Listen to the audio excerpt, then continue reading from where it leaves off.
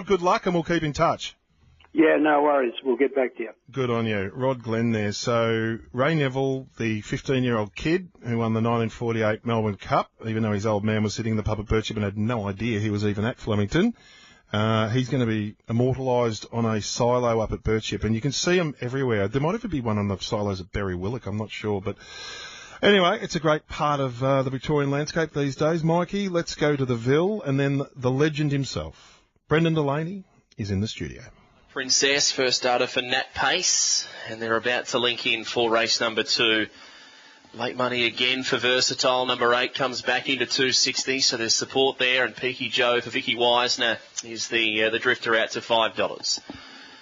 Starting signal now, Highway 31 Maiden Challenge Heat number 2. Beautiful day weather-wise, a little bit of morning glare as they load up for the second event. Gunno Princess to run the well-back favourite in box number 4. And they're almost set to run. Last few placed away. And they are set to go. Green light. Way and Racing and Gunno Princess jump quickly. The heavily back favourite's going to come across and lead early from Peaky Joe Versatile. Then Minsha Magic, Rio Harlow. They're being followed now well back, Thick as Thieves. And last Eagles Fly alone. It's Gunno Princess, the leader. Still a neck. Driving though, Peaky Joe. They've hit it together. Nothing between them. Gunno Princess or Peaky Joe in a really good photo finish. 3 lengths to Versatile third. Then Thick as Thieves, followed by Rio Harlow. Well back to Eagles Fly alone. And last Minsha Magic, a good photo finish. 16 and 63. What a driving go. It looked as if the blue was just going to cling on. And then the very last hop, Peaky Joe has slid through against the rail. And there is next to nothing in this. Very, very close. And the 2's got it. Number 2 in the last top has got up underneath of Gunno Princess, who has led everywhere bar the last top. And number 2, Peaky Joe, has driven home to get it.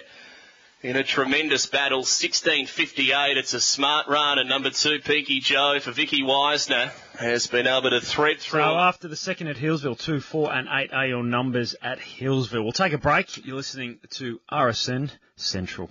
Big V Racing, brought to you by Same Race Multi on the Tab app. Combine multiple runners for bigger odds. What are you really gambling with? At Tab, we're on for greyhounds this Thursday night. Back the winner on races 1 to 3 at Sandown Park, Dapto, Albion Park and Angle Park and get paid out. Plus your stake back as a bonus bet up to $25. That's winnings paid plus your stake back on 4 tracks this Thursday night. Tab, we're on. First online fixed odds win bet only. T's and C's at website. What's gambling really costing you? For free and confidential support, visit gamblinghelponline.org.au. Spring is on the way. No one has a big race record like Aussie Punting Battlers. Last spring, when everyone tipped Nature Strip, the Battlers found Giga Kick and Rockin' Horse, both at $26. They found I Wish I Win at double-figure odds, then the Caulfield Cup winner at $23 when tipped, the Derby winner at $26 when tipped, and plenty more big race, big price winners. Stop being tip favourites. Stop missing out and start having fun. Get the special spring and summer combo for just $440, saving over 50% with August thrown in free. Don't miss out. Get ready for another massive Ruffy Battler spring at AussiePuntingBattler.com. Imagine what you could be buying instead. For free and confidential support, visit gamblinghelponline.org.au. Love, love, love the barn doors. Where did you get them? From Doors Plus. On sale. Painted, delivered and installed. Shut the front door. Doors Plus, no fuss. Big V Racing, brought to you by Same Race Multi on the Tab app. Combine multiple runners for bigger odds. What are you really gambling with? So what's it going to be? Yay or nay? I'm a yeoman. It's 16 minutes past 12. Mikey, they're going to the gates at Azumbroya Downs, just on fluke. Do you happen to know where that is? I do, Matthew. It's in Winnipeg, Canada. Yeah. Google told you that. Know that. Google told you that, did it? It did, but about 4 or 5 months ago I Googled that. Yeah. Brendan Delaney's here with The Apprentice. How are you, boys? Very well, thank you, Matty. And an apprentice, very good morning to you. Pretty nice day out there at the moment, Matty. It's gorgeous. James Vandermaat said it's like northern Queensland at Hillsville today. That's a stretch. I think that's a massive stretch. Vandermaat, lift. I love the Blue Channel at this time of day because they race at these obscure venues and we spend a lot of time Googling to work out where some of these tracks are. So There's a couple in America. Do you know where Yonkers is, Matthew? It's in America somewhere. Whereabouts? East Coast. Yep. New Jersey. New York. There's one of them that we laugh at. You might have even been here, Brendan, where they race in the dark. In the dark? With a tiny little torchlight on the track. Is that the one where they go 300 metres and come out the gates and something it's like gun-ho? That's Golden Gate, isn't it? Stand by. They're now galloping to the gates at Ambazoria Downs. So the countdown's on for the 1,217-metre maiden. Gee, it's been a big week in sport. Emotional roller coaster for some over there at the Oval.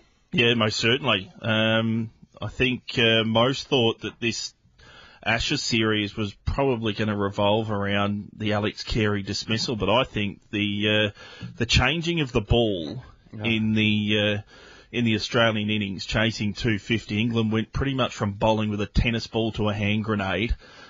In the space of Usman Khawaja getting hit in the helmet, and Fox Sports have just released a photo on their socials of the balls that were available, and there's an overhead shot, and it shows you some of the balls that were in there that were much more in line by the umpires, much more in line with the ball that was in use at the time. And they disregarded and went for pretty much give them a brand new rock, let's be fair, 30 overs in. And that for mine, changed the series, because of had they come out and bowled with that ball on, when was it, Monday night, they were no hope at knocking Australia over. Can I ask a question? I know life goes on and it's all done and dusted and all that sort of stuff, but to me that was on the wrong side of a howler for me from those umpires. So what recourse for it was beyond incompetent. It was almost, you need an inquiry to work out whether there was, I'm not saying there was any other motivation, but you need to go further with this. What we knew prior to this photo being released on Fox Sports on their socials was that Usman Khawaja questioned the umpires, and the umpires said that was the most like that they had available. But with this photo coming out, it's certainly not the case. So surely the umpires... for umpires paying a price for this type of error? Well, it was the end of Buckner's career after his few howlers pre-DRS with Damien Martin. He ruined his own career and Damien Martin's at the same time. You would think there's going to be some questions asked, particularly now that this footage has come out of some balls that were a lot more like the ball they were using. I think the rule sort of goes similar, but in no better state than the ball that they're using, and they certainly got a ball that was in a much better state. And for mine, that changed the path of the game. Well, the controversy definitely didn't stop there. Obviously, I think we spoke about this on breakfast this morning. How there was no celebratory beers in the change rooms after the game. I think they did end up. There is that photo Brendan's just showing me now. That is absurd. That is absurd. I actually haven't seen that photography just yet. But yeah, we thought, we asked the listeners this morning on breakfast what they thought was the most disappointing part of the Ashes, and I think, you could talk about the ball, you could talk about the dismissal of Bairstow earlier on in the series, but I think, what are your thoughts around the no celebratory beers in the locker rooms? Do you reckon there was a bit of animosity there, or did Ben Stokes have... I think he said that their speeches went... proven this wrong. Well, no. I think in the locker rooms... Yeah, they caught up post-match. Somewhat into the evening. The Poms have said, no, we that's not true, as Mikey says. Well, I think they caught up. They caught up in a bar, I think, after it. But I think part of the tradition is in the change rooms and sharing a beer. I think that's... Well, they did have 2 retirements, so without going into bat too heavily for them, they might have had some... I still think your priority is keeping up the tradition. It's low for mine. Yep. I don't care what grade of cricket you're playing. After the game, you go and share a drink with the opposition, shake hands at the end of the game, and even if you're playing over 2 weeks, unwritten rule of any grade of sort of cricket is you go in and have a beer or have a water, have a Gatorade, have a chat after the end of day's play, and for that not to happen at the back end of the series, and for England not to sort of come over to Australia, I think that's because the Australians are waiting. There's reports Steve Smith was apparently like a little puppy dog sticking his head around the corner waiting for them to come, and they never came. But it's for a side that was so up and about sportsmanship, it's come back to bite them with the Ben Stokes. Knew he didn't catch it, but Joe Root was in his ear. You can hear on the stunt mic if you go back and watch it. Joe Root, it's out. You got to refer it. Ben Stokes knew that wasn't out. No sharing of beverages after the game. I think they just they didn't help themselves when they wanted to go on this high and mighty sort of perspective of the spirit of the game, taking the high road. Yeah, I'm just hoping out of all this that there was plenty of, from both sides, from the POM camp and the Australian camp, that there was lots of filming going on in the change rooms. They could make a movie out of this Ashes series, and every single person would watch it. Is this being Netflixed? It should be. Well, that's what I'm saying. It should be. Well, everywhere you went, every little sort of before Australia went out to field, there was always a camera around them. Fellow with the long hair. Everywhere you sort of there was the coverage was going, and there was a team chatter and everything, or something like that. There was a guy there with a camera, whether he's just archiving for players or for Cricket Australia, or there is that. I don't know. I reckon there's something in the works. Of Netflix happening again, or Amazon, whatever they put it on last time. Yeah, the Test it was called. I think there was a couple of editions released, so I'll be surprised if there's not another. Drive to Survive became an annual series, so I mean, wouldn't it be a terrible shame if this wasn't Netflixed? Yeah, you know. You know what the greatest thing about that was? Drive to Survive, it's hard to relate to, but anyone that has played cricket or plays cricket and watched that sort of the behind-the-scenes banter in the room, just no different at club level to what happens, you know, at the highest level, which sort of made it, you know, it was sort of a special sort of feeling that you share the same sort of I think bonds with your mates that they do. I think what's different in that sense is the skill level. Yeah, obviously, that's all that's different. That's all that's different. The characters you get at cricket clubs, they're all the same quirky individuals who, that whatever happens in the change rooms is the same throughout levels. I thought that too. Yep. Just an SMS, the ball change. There has been instances where the umpires have scuffed up a ball on the wicket to get it into similar condition. Yeah, I've seen that as well. We've got a race coming up, haven't we, Mikey? We might get this is the Gallops, so we might do a tote run through, and then we might take you down to our caller. Brendan, what do you like in the first, by the way? 4:16, 8 and 10 for mine. I'm with Ursa. She's a full sister to Lyre. So she's on debut today. Lyre. Yes, the Blue Diamond winner. She was a $200,000 purchase. I really like the way she was opened up in her most recent jump out there at Flemington. Assemble's been to the races twice, blew the start at Geelong, went to 1,300 last time, didn't quite finish it off, gets a drop back in trip here. 8 Safina, I think, has jumped out well enough at Mornington to be a little bit of a player, and Sparkling jumped out well at Caulfield, number 10, but I'm happy to be with the 4 to beat the 16, 4:16, 8, 10 in the first.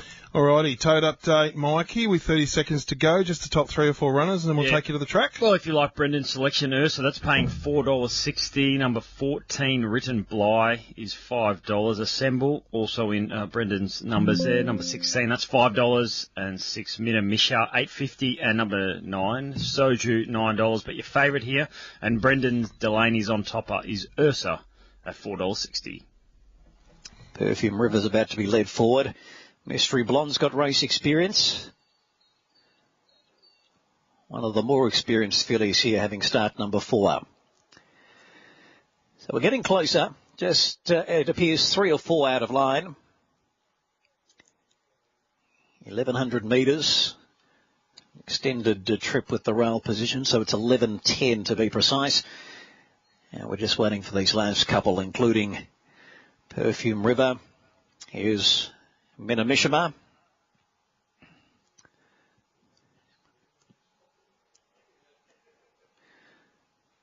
So Minamishima moves in, centre of the line. Rider of Assembles just out of the saddle, Blake Shin.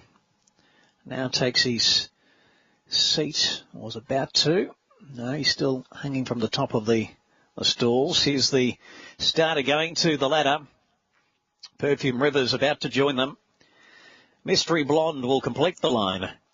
And for Ladbrokes, Odds Surge, we're almost right for the first of 8 at sale on this Wednesday provincial card. Mystery Blonde, the Sepoy filly. Tatum Bull brings her up. We're set. All in. Ready to go. 3-year-old fillies to do battle over 1110. And they're away. Ursa got a great start, so did Written Bly, Mystery Blonde Deeper, and Perfume River also showing early speed. From lower draws, Soju's now hunting up, and it's going to look for the outright front position as they travel 200 to 300 metres. So at the 800 now, and it's Soju on the inside with First Blessing going with it, Written Bly 3 wide. Africa's right behind them in fourth, and then comes a Symbol, and also pressing on Sparkling, and Ursa's caught a bit deep. They're 2 lengths now on Perfume River, followed by Sofiano, who's travelling on the inside and under pressure. Minimishima's going past it, Twinkle Van Winkle, Mystery Blonde, and back last, Speck of Silver as they come around the home corner. So it's Soju leading into the straight. In second, First Blessing off the bridle. Written Bly Deeper coming on now. A Symbol in behind from Africa. And then comes Ursa down the centre of the track. So Written Bly, 200 metres left to go. Took over from Soju. First Blessing, a Symbol trying to run on. It's Written Bly, 100 left to go. Now starting to extend and come away. It'll be soft in the end. Written Bly did it nicely by 2 lengths a Symbol. Third was First Blessing. And they were followed by Soju Weakening and Minimishima going to, it might have just got fourth, in fact, Minimishima. And then there's a little break in the field to the others, Africa, Twinkle Van Winkle, also Perfume River, and then Sofiana, followed by Mystery Blonde and Sparkling towards first up the the end. sale, 14, 16 and 5. 14 Written Bly, $5.50, $1.90. Number 16, Assemble, $2, and number 5 was third, First Blessing, $5.40. Matthew? We'll take a bit of .com when they get to the trainer and maybe the jockey. But, Brendan, your first impressions, it was a little bit of a car crash in some ways for the favourite, although beaten a long way. 4 deep the trip. On debut, niggled a fair way from home, maybe a forgive day for her, maybe bit of a big giraffe too. She might be end of prep sort of stuff, Yep. The fact that she's got to the races. Written Bly, though, up on the speed, beaten on Synthetic in its last couple, was beaten by a handy enough one, a well-spruiked runner in Honour Galore there last time out at Ballarat, the horse of Cliff Brown's. It was heavily back, saved over from the Saturday to the Monday, had no answers there, but close run up close to the speed and was a little too good late. Assemble backs up those runs and dropping back in trip proved okay for him. First Blessing, I think's run well, just considering the fact that the most recent jump out was fair, but as we've seen in recent times, the firmer that sail track gets, the harder it is to make ground. So, it's been a trend now for probably the last 18 months or so. The firmer it gets, the harder it is to come from off the speed. Well, and so we're rails out and we're on soft, potentially heading towards a 4. So mappers look for those close to the speed, I'd be suggesting, through the latter part of this card. Yeah, more often than not, that seems to be the way it plays. Mikey, just keep an eye out for some audio, but we do have to go to Healesville, so give us a little opening totes for the next at sale. Yep. Give us a tote update for Healesville, off to the Vandermart, and then we'll keep an eye out for some audio from sale. Sounds good, Matty. About 20 seconds away off start time here at Healesville. You got a really short price favourite here. Sir Capulet, box 7, $1.50. Number 8, Destructively at $3. And then the rest are in double figure odds. Box number 5 is empty. They're still getting to the boxes here, Matt. They're just arriving in the screen now. We could probably throw to James Vandermart. We'll see what James Vandermart likes in the third at Healesville. Manalitsis, who doesn't have a slow dog in the kennel as a rule, so that's obviously a plus as well. Destructively, speaking of trainers that don't have slow dogs in the kennel, Ashley Terry, very, very good trainer, has Destructively here on debut at $3, and then you pretty much write your own ticket at the moment for the rest. With the unknowns, Flex for Me, Palmer's Reality, Circle the Sea, and Tommy's Hitman, they're all first starters, so question marks on those as they are about to move in. Starting signalling to 145 now, Sir Capulet, so they are smashing the 7 late. And they are moving in. Third race of the day. The favourites have drawn out wide. Soon find out if that's where they want to be. Loading up for the third. Last few placed away. The favourite drawn out there in box 7 into $1.45. Sir Capulet has been very, very well spec'd. And the last of them now are loading into position. So they're just about ready for race number 3. Favourite 250 down to 150. Drawn 7. Set to go. Green light. They're racing. Sir Capulet a little bit slow to begin. Destructively went out fast. Looks to cross and lead. Sir Capulet, who's got work to do. Railing up on the rail, Flex for Me. And then Tommy's Hitman. They're followed by Circle the Sea. And back at the end, Uninhabited Man. But the leader Destructively broke away. And that was a smart win. Destructively too quick. Won it by 2.5, beating Sir Capulet, who couldn't go with. Flex for Me third. They were clear then to Tommy's Hitman, well back Palmer's Reality, Uninhabited Man, and Circle the Sea, one at the last in. Big win from the... One of the Bill, Graham Beck's a winning trainer at Sale, Mikey. Now, and let's see what's happening with the bookmakers who have Totspur at the top, $2.10 to $2.35. Good third at Ipswich. It is a $51 chance at this distance last time out at start 2, only beaten a length. Winkers go on for the first time today.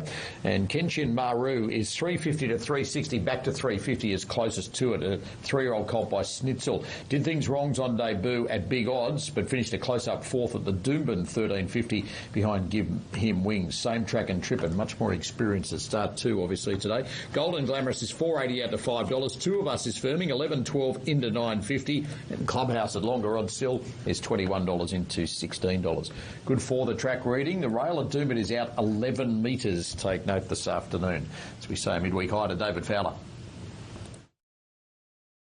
Maru $3.50, Golden Glamorous $5.50, Two of Us at $9. I mentioned the other three. Threadbow $15, Clubhouse $16, Planned Encounter at $23. In goes Kenshin Maru, so 4 to line up. Starters of the ladder. He's ready to release them as soon as this last quartet come up. Two of Us are about to go in. There's been some specking for Two of Us. Stuart Kendrick has a good team today.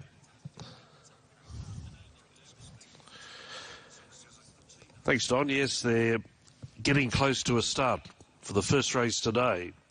Planned Encounter goes in, so that leaves Golden Glamorous and Clubhouse to complete the line.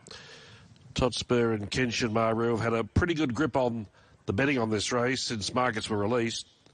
Tab just gambling with Totspur now, $2.40, Kenshin Maru $3.50, and notice Golden Glamorous trimming up really late, $4.40. And now they're all in. Red light turned on for the first in Brisbane. They're ready to jump. Racing. A patchy start of sorts with Threadbow bounding at the start and coming out last. Golden Glamorous looking for the early lead. Showing speed along the inside Clubhouse. Totspur not too far away and Two of Us was up there, but just being easy. He's 3 wide early. The second favourite Kenshin Maru landing 5th, one off the rail outside of Threadbow. And the first starter Planned Encounter now goes out to last. That's the first call. 900 left to run and Golden Glamorous sets up shop in front. Leads Two of Us who crosses to the outside to be one off. Racing third was Totspur. He's basically in a 1 out 1 back position, the favourite. And Clubhouse travels on his inside. The next pair, Kenshin Maru, is outside of Threadbow and 2 to Planned Encounter. Last and 6 off the lead. Travelling to the side of the track now. They've got just over 600 left to run. And Golden Glamorous, the leader, ran the first split at a pretty comfortable 46 and 38. So she might take some catching. She gets away from Two of Us, who comes off the bit. Totspur being asked to go as they come to the turn. Then Clubhouse, Kenshin Maru with about 4 or 5 to make up. Then Threadbow and Planned Encounter. By the 300-metre pole, the leader was Golden Glamorous, but Totspur is ranging ominously on the outside. Went to Golden Glamorous and went by it. Then came Two of Us battling away. Look at Planned Encounter down the outside. The outside of the field, Planned Encounter is going to Totspur at the 50 metres. Planned Encounter takes the lead, and there's an upset. Planned Encounter beat Totspur, Kenshin Maru, and then came Two of Us, followed by Clubhouse, Threadbow, and Golden Glamorous in 122.53. Sole debutante in the field, over the top, Planned Encounter to pay. Looks a bit skew whiff on the UTAB. $31.10 and $6.50 on the New South Wales, and $26.90 and $6.70 according to the Super Tab plays. Just check that home totes reward of $8.10 for Planned Encounter. I had it $26 at last check on the tab fixed. It rolls over the top of every horse that had experience above it. 3-year-old filly by Tavachi winning on debut for the Hocking camp from Deegan and under Michael Hellier. So Doomben gets underway and there's 7 races to come from that venue today. New meeting joins us from Gawler Greys, where the first of 12 is due in a minute 40 from now. Favourite is When Debbie everyone Rose, tipped number Nature 5. Strip, the battle has found Giga Kick and $4 Rockin' to Horse, $3.30. both They at can box outside $26. of it. Second pick is Pulsive King in the pink rug, and it's $3.70 out to $4.40. Speedy Princess is out to $4.60. The Derby winner at $26 when tipped, and plenty more big race, big price winners. Stop being tipped favourites. Stop missing out and start having fun. Get the special spring and summer combo for just $440, saving over 50% with August thrown in free. Don't miss out. Get ready for another massive Ruffy Battler Spring at AussiePuntingBattler.com. Imagine what you could be buying instead. For free and confidential support, visit gamblinghelponline.org.au. To hear all of today's Australian racing, listen to RSN's Extra. That's on digital radio in Melbourne, on the RSN app, and streaming at rsn.net.au. Big V Racing, brought to you by Same Race Multi on the Tab app. Combine multiple runners for bigger odds. What are you really gambling with?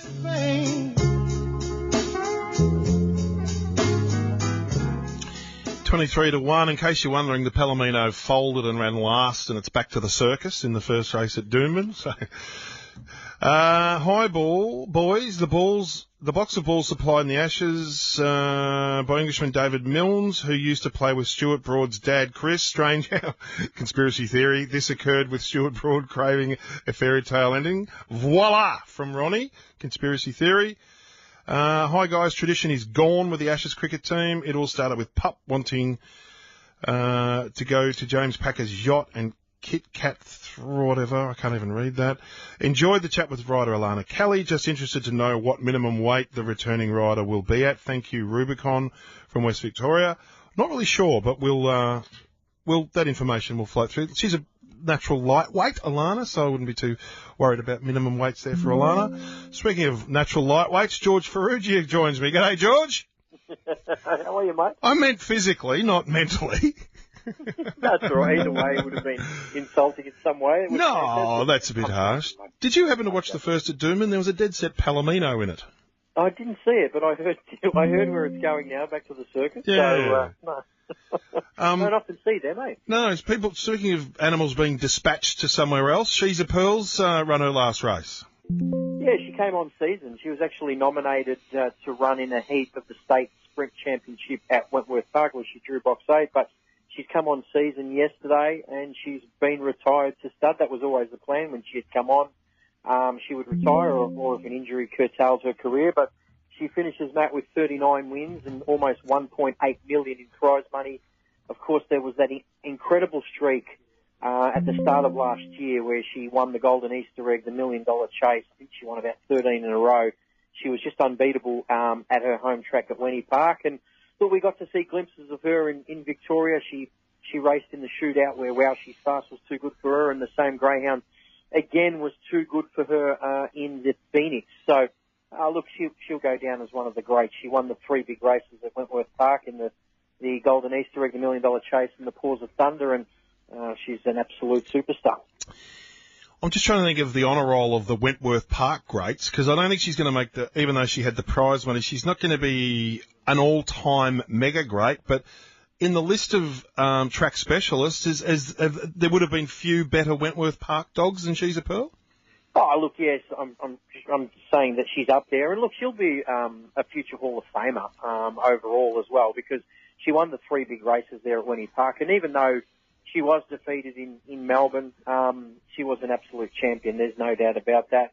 I don't think a sire has been picked, but I've heard that Fernando Bale is up there, which would be incredible to see those two progeny together. But yeah, look, it's congratulations on what's been an unbelievable career for her. As we said, Wow She's Fast probably dominated in Victoria, and She's a Pearl dominated in her home state. And when the two met, it was predominantly on Victorian soil, and Wow She's Fast had her measure. Yep, absolutely. All right. Do you know the Simone Fisher's greyhound won at Warrnambool the other day, the one that Jodie Quinlan owns at $4.60, and half tipped by Simone as well? Yeah, that was off the red, wasn't it? Yeah. Showed good speed. And, just quietly, about time she tipped us a winner.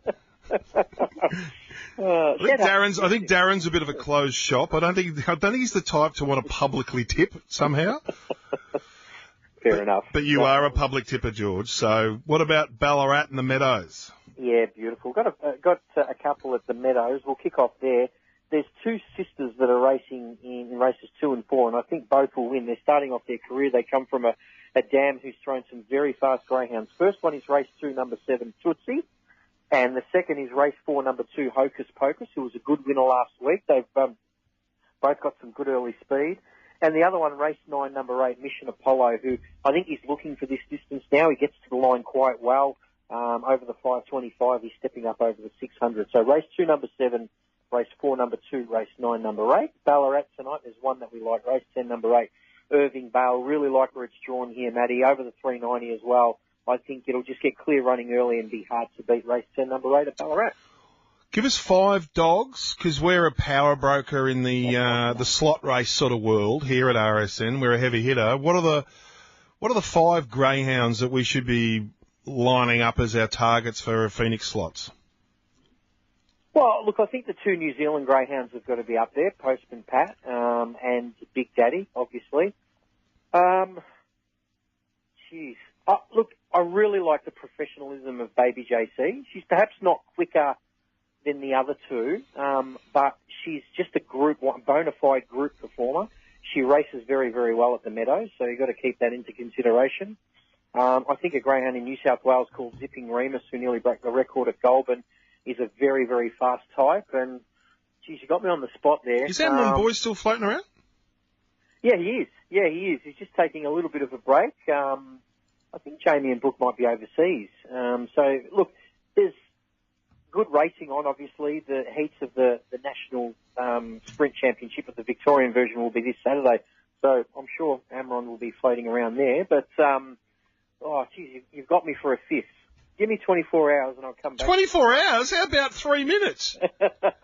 All right, no worries, mate. Yeah, well, you know which one I'm selecting anyway, so don't worry about it. Yeah, I was going to say, we didn't need 5. You just need 1, don't you? No, that's right. Yeah. Oh, hang on. That automatically triggers something usually, that whenever we sort of make the suggestion.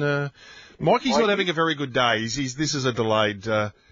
Yes, no, it completes Mikey's brilliant day here. Ranchita was close to being a Palomino, the SMS says, so there you go. Good on you, Georgie. No worries, mate. Speak soon. Thanks, mate. Bye. Let's take a break, Mikey. It's 16 minutes to 1, and then we're going to come back with another race at the Ville. RSN's Breakfast with Half, with Daniel Harford. What a big morning it was on Breakfast on a Wednesday morning. We caught up with some of the biggest names in sport. Brad Crouch joined us from the Saints. Hamish McLaughlin joined us from Channel 7. Brian Corgin joined us, coach of the Boomers. They're in camp in Cairns getting ready for the Basketball World Cup, and I asked him what the expectation was going into the biggest tournament of the year. Always gold. And, you know, it's everyone doing gold, you know, it spurts out of your mouth. But that is factual now. You know, we're on that path. And if we don't get that, there's disappointment. Huge disappointment. And Isaac Smith, our favourite man from down the category, the Norm Smith medalist and 4-time premiership hero, will join us as well ahead of their big clash against Port Adelaide on Saturday night down in Geelong. But we reminisced about some of the great moments Buddy Franklin has had through his career. Isaac gave us his. The 2011 prelim final that we lost to Collingwood. Bud kicked a goal in I think it was the City and Pocket. Yep, right pocket. And I reckon that's the loudest I've ever heard the MCG. That was a pretty special moment as a young player to witness. Thursday's going to be an absolute beauty. Plenty to discuss in the build-up to a huge sporting weekend. RSN's Breakfast with Half. Back tomorrow morning from 6. Thanks to the Tab. This was Rammer's Roughing. We'll go race 7, number 7, the Summit. Mark Hunter tipped the Summit during RSN's Friday form. Trialled really well. Going to get a nice run behind it from the good draw. In a wide open race on a tough day, I thought the Summit would run well. And the Tab starting price, $19.60. The Summit's going to make a lunge. They hit it. I think the Summit maybe. Number 7, the Summit. Rammer's Roughing, part of Friday form. 7 a.m. Fridays on RSN's Breakfast with Half. Thanks to Kia. Spring is on the way. No one has a big race record like Aussie punting battlers. Last spring, when everyone tipped Nature Strip, the battlers found Giga Kick and Rockin' Horse, both at $26. They found I Wish I Win at double-figure odds, then the Caulfield Cup winner at $23 when tipped, the Derby winner at $26 when tipped, and plenty more big race, big price winners. Stop being tip favourites. Stop missing out and start having fun. Get the special spring and summer combo for just $440, saving over 50% with August thrown in free. Don't miss out. Get ready for another massive massive roughy battler spring at AussiePuntingBattler.com. Imagine what you could be buying instead. For free and confidential support, visit gamblinghelponline.org.au. Bigger battle, any, meeny, money, more and flour. You're the chosen one. Pick your favourite Kia. From the award-winning Kia Sportage to the street cred delivering Kia Seltos, or Kia's most powerful car ever, the all-electric EV6 GT. Book a test drive today to find your chosen one. Find out more at kia.com.au or drop into your nearest Kia dealer. Kia, movement that inspires. Thoroughbreds, greyhounds and harness racing. It's all on Big V Racing. 13 minutes to 1 on Big V Racing. Hillsville Race 4 is imminent, and then the first at Randwick is also imminent. Let's go to the Ville first for the 4th, and then we might even try and squeeze in a tote update before we head to Randwick. That is race number 5, and the prize money of those runners that they've earned is extraordinary for a race at Hillsville. They're just about set race 4. We'll touch on that prior to the 5th race. Get a beer favoured here, well back number 6. Set to go. Green light. They're racing, and Get a Beer only fair to go. Cosmic Sin had better speed, and out fast Alice Morgan's going to cross and find the lead, but now Get a Beer gets into its work, and then Cosmic Sin into Starfire. They're followed by Reeling Dollars, Cosmic Holiday, Old Stables, and Cybercrime at the end. It's still Alice Morgan in front. Bit of an upset. Alice Morgan all of the way, won it by a half a length from Cosmic Sin. Get a Beer about a length and a half away into third, and just wanted to drift off the track the last 25 metres. Then Old Stables from Reeling Dollars into Starfire, Cybercrime, and Cosmic Holiday. 15 to 1 shot. Fixed odds takes out the 4th, and it's a smart run too. 16.68. Track's in wonderful order. It's a real Springs day in the, I guess, guts of winter. It doesn't really make sense. 5, 7 and 6 across the line there. It's a bit of an optical illusion, isn't it? James Vandermaat said Alice Morgan led all the way, and I'm sure it did, but it's a funny little optical illusion until they sort of come into shot, and then you realise that where their positions actually are at Hillsville.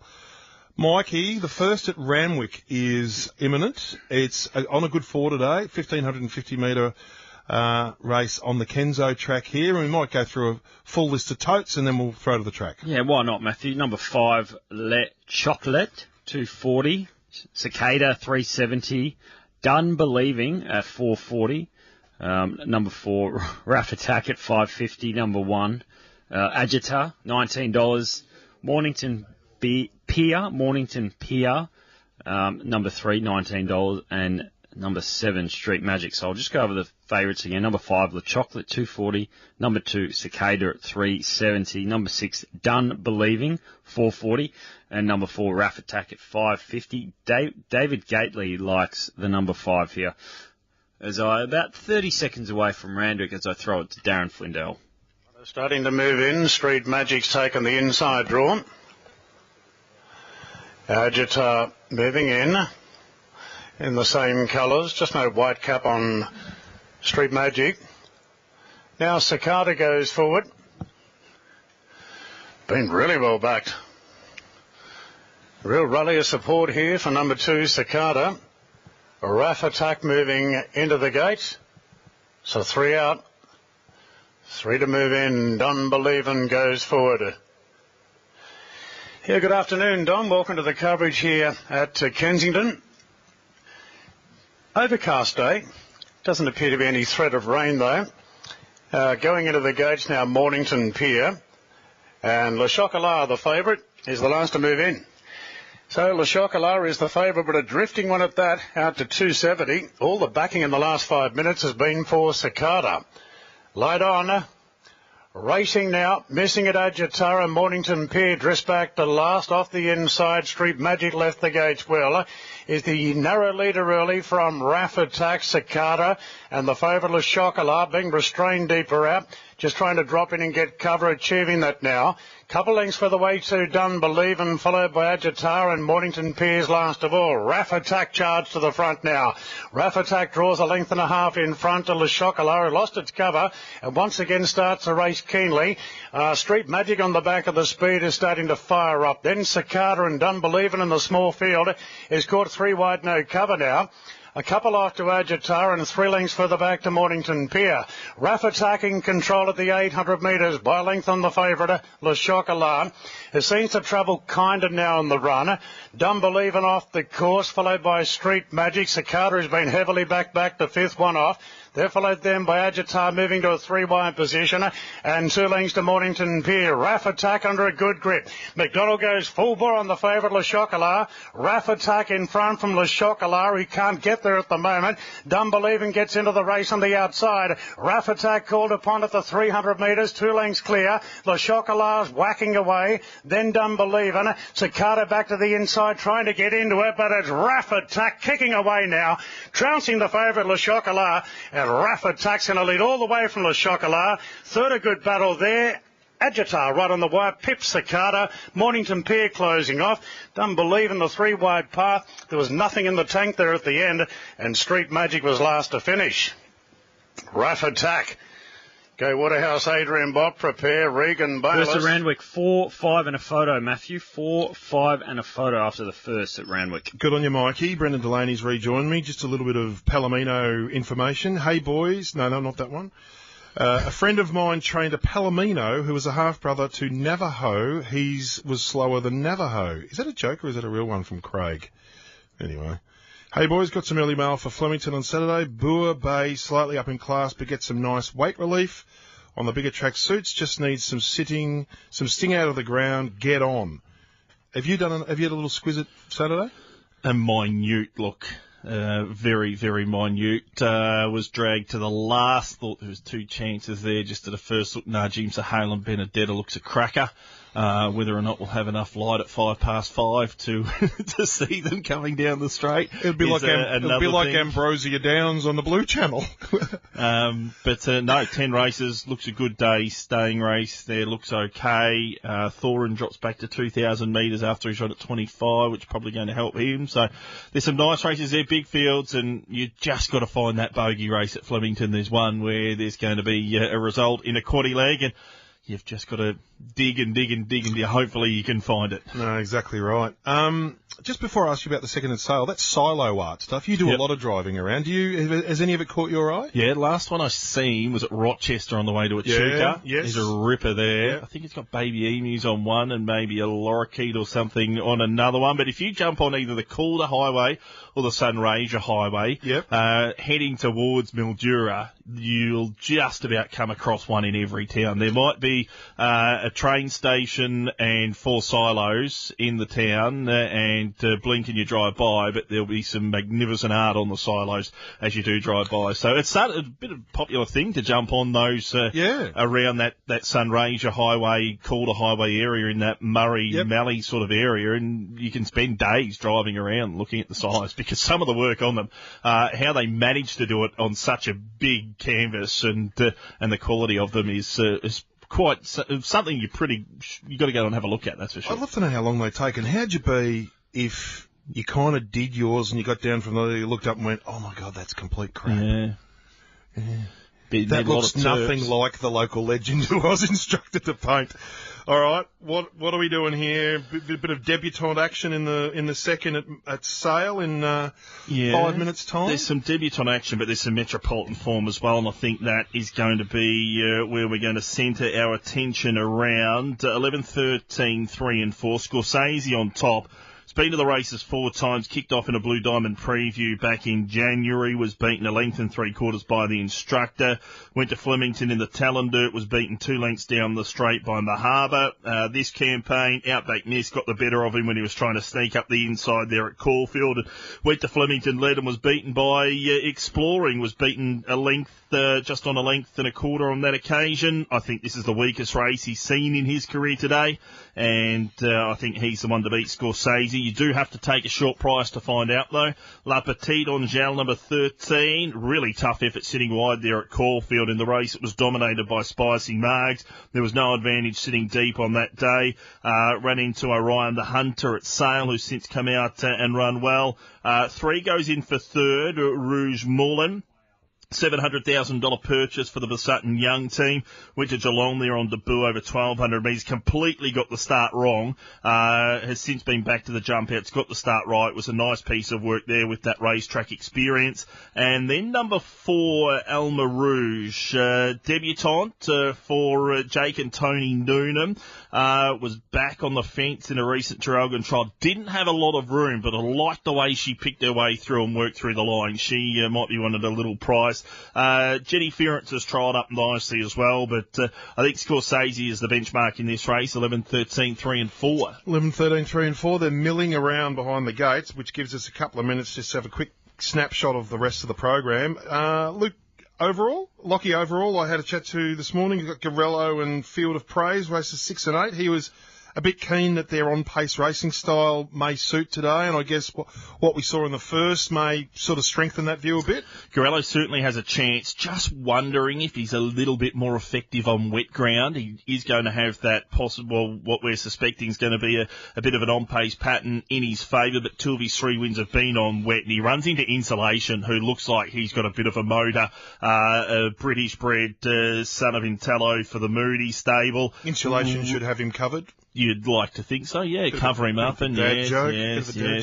King Coover was the race. Insulation comes through. He beat home Time Quest and Frigid, which is solid enough form going to a race to take on Garello, who's won a 64 at Moe. And the other one of Lockie's ride. Field of Praise in race Field 8. of Praise, yeah. I think Field of Praise. Yep, get up on the speed. We'll be rolling along. Going to have Face the Jury to contend with up there on the tempo. Lockie's 2 kilos off, brings it right into play, though. I thought that the bottom weight there, Face the Jury, might be able to bounce off that maiden win, but Field of Praise certainly not without a chance in the last. Beautiful, Brendan. You're going to be here all day with John Henry, taking our listeners through every race, pre and post. There's a couple of minutes to go, but I might take you to the track because I really want to get to the pub for my counter lunch, so I might just nick off and do that. So, Brendan, you're going to be joined by John Henry. Mikey, you've been absolutely superb today, as always, and I will see you guys tomorrow.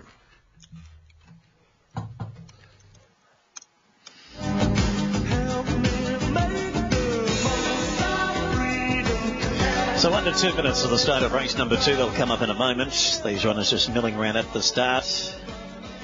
And it's Scorsese who's tipped to go very well. Peter Moody and Catherine Coleman with their training partnership shone in their first ever runner together officially yesterday. And they're looking to continue that run with Scorsese. Scorsese returns from a break. Caulfield placed over 1,000 metres, starts off this campaign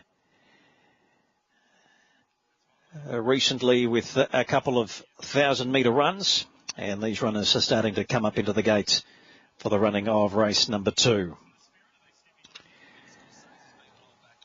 About to move in. So, Ladbrokes Yard Commons Maiden, 1,210. Scorsese about to move up into the gates. Highland Mirage to come up as well. Jennifer Rance, $15 Hope. Looked okay at a recent Traralgon trial. Rouge Moulin is quite easy, out to $15 now. Planet Mars has been working well. I liked its performance down the back straight at Pakenham recently, but it's also a drifter. With the market suggesting it's a 2-horse race, Scorsese and Le Petit Angel. So these last couple are starting to move in.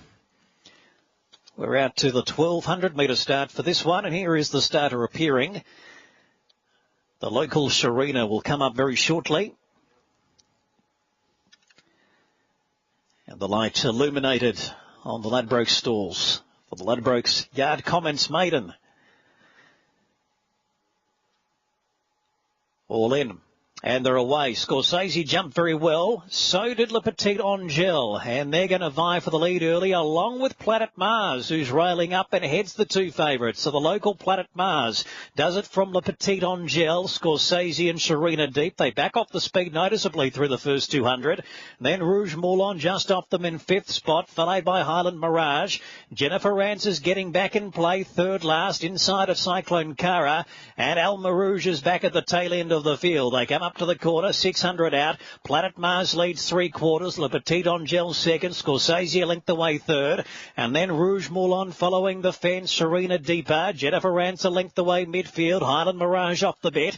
And then comes Elma Rouge and Cyclone Cara as they wheel the bend, 400 out. Planet Mars leads into the straight, but being tackled by Le Petit Angel. Scorsese called upon a length away as Le Petit Angel took the front. And then comes Rouge Moulin picking its way through the field. Le Petit Angel asked for more. Scorsese's coming on, though wanting to lay in. And then Rouge Moulin towards the inside, but Le Petit Angel's going strongly. And Le Petit Angel came away, disposed of Scorsese and won it by a length and a half. In third, Rouge Moulin. And then came Jennifer Rance in fourth.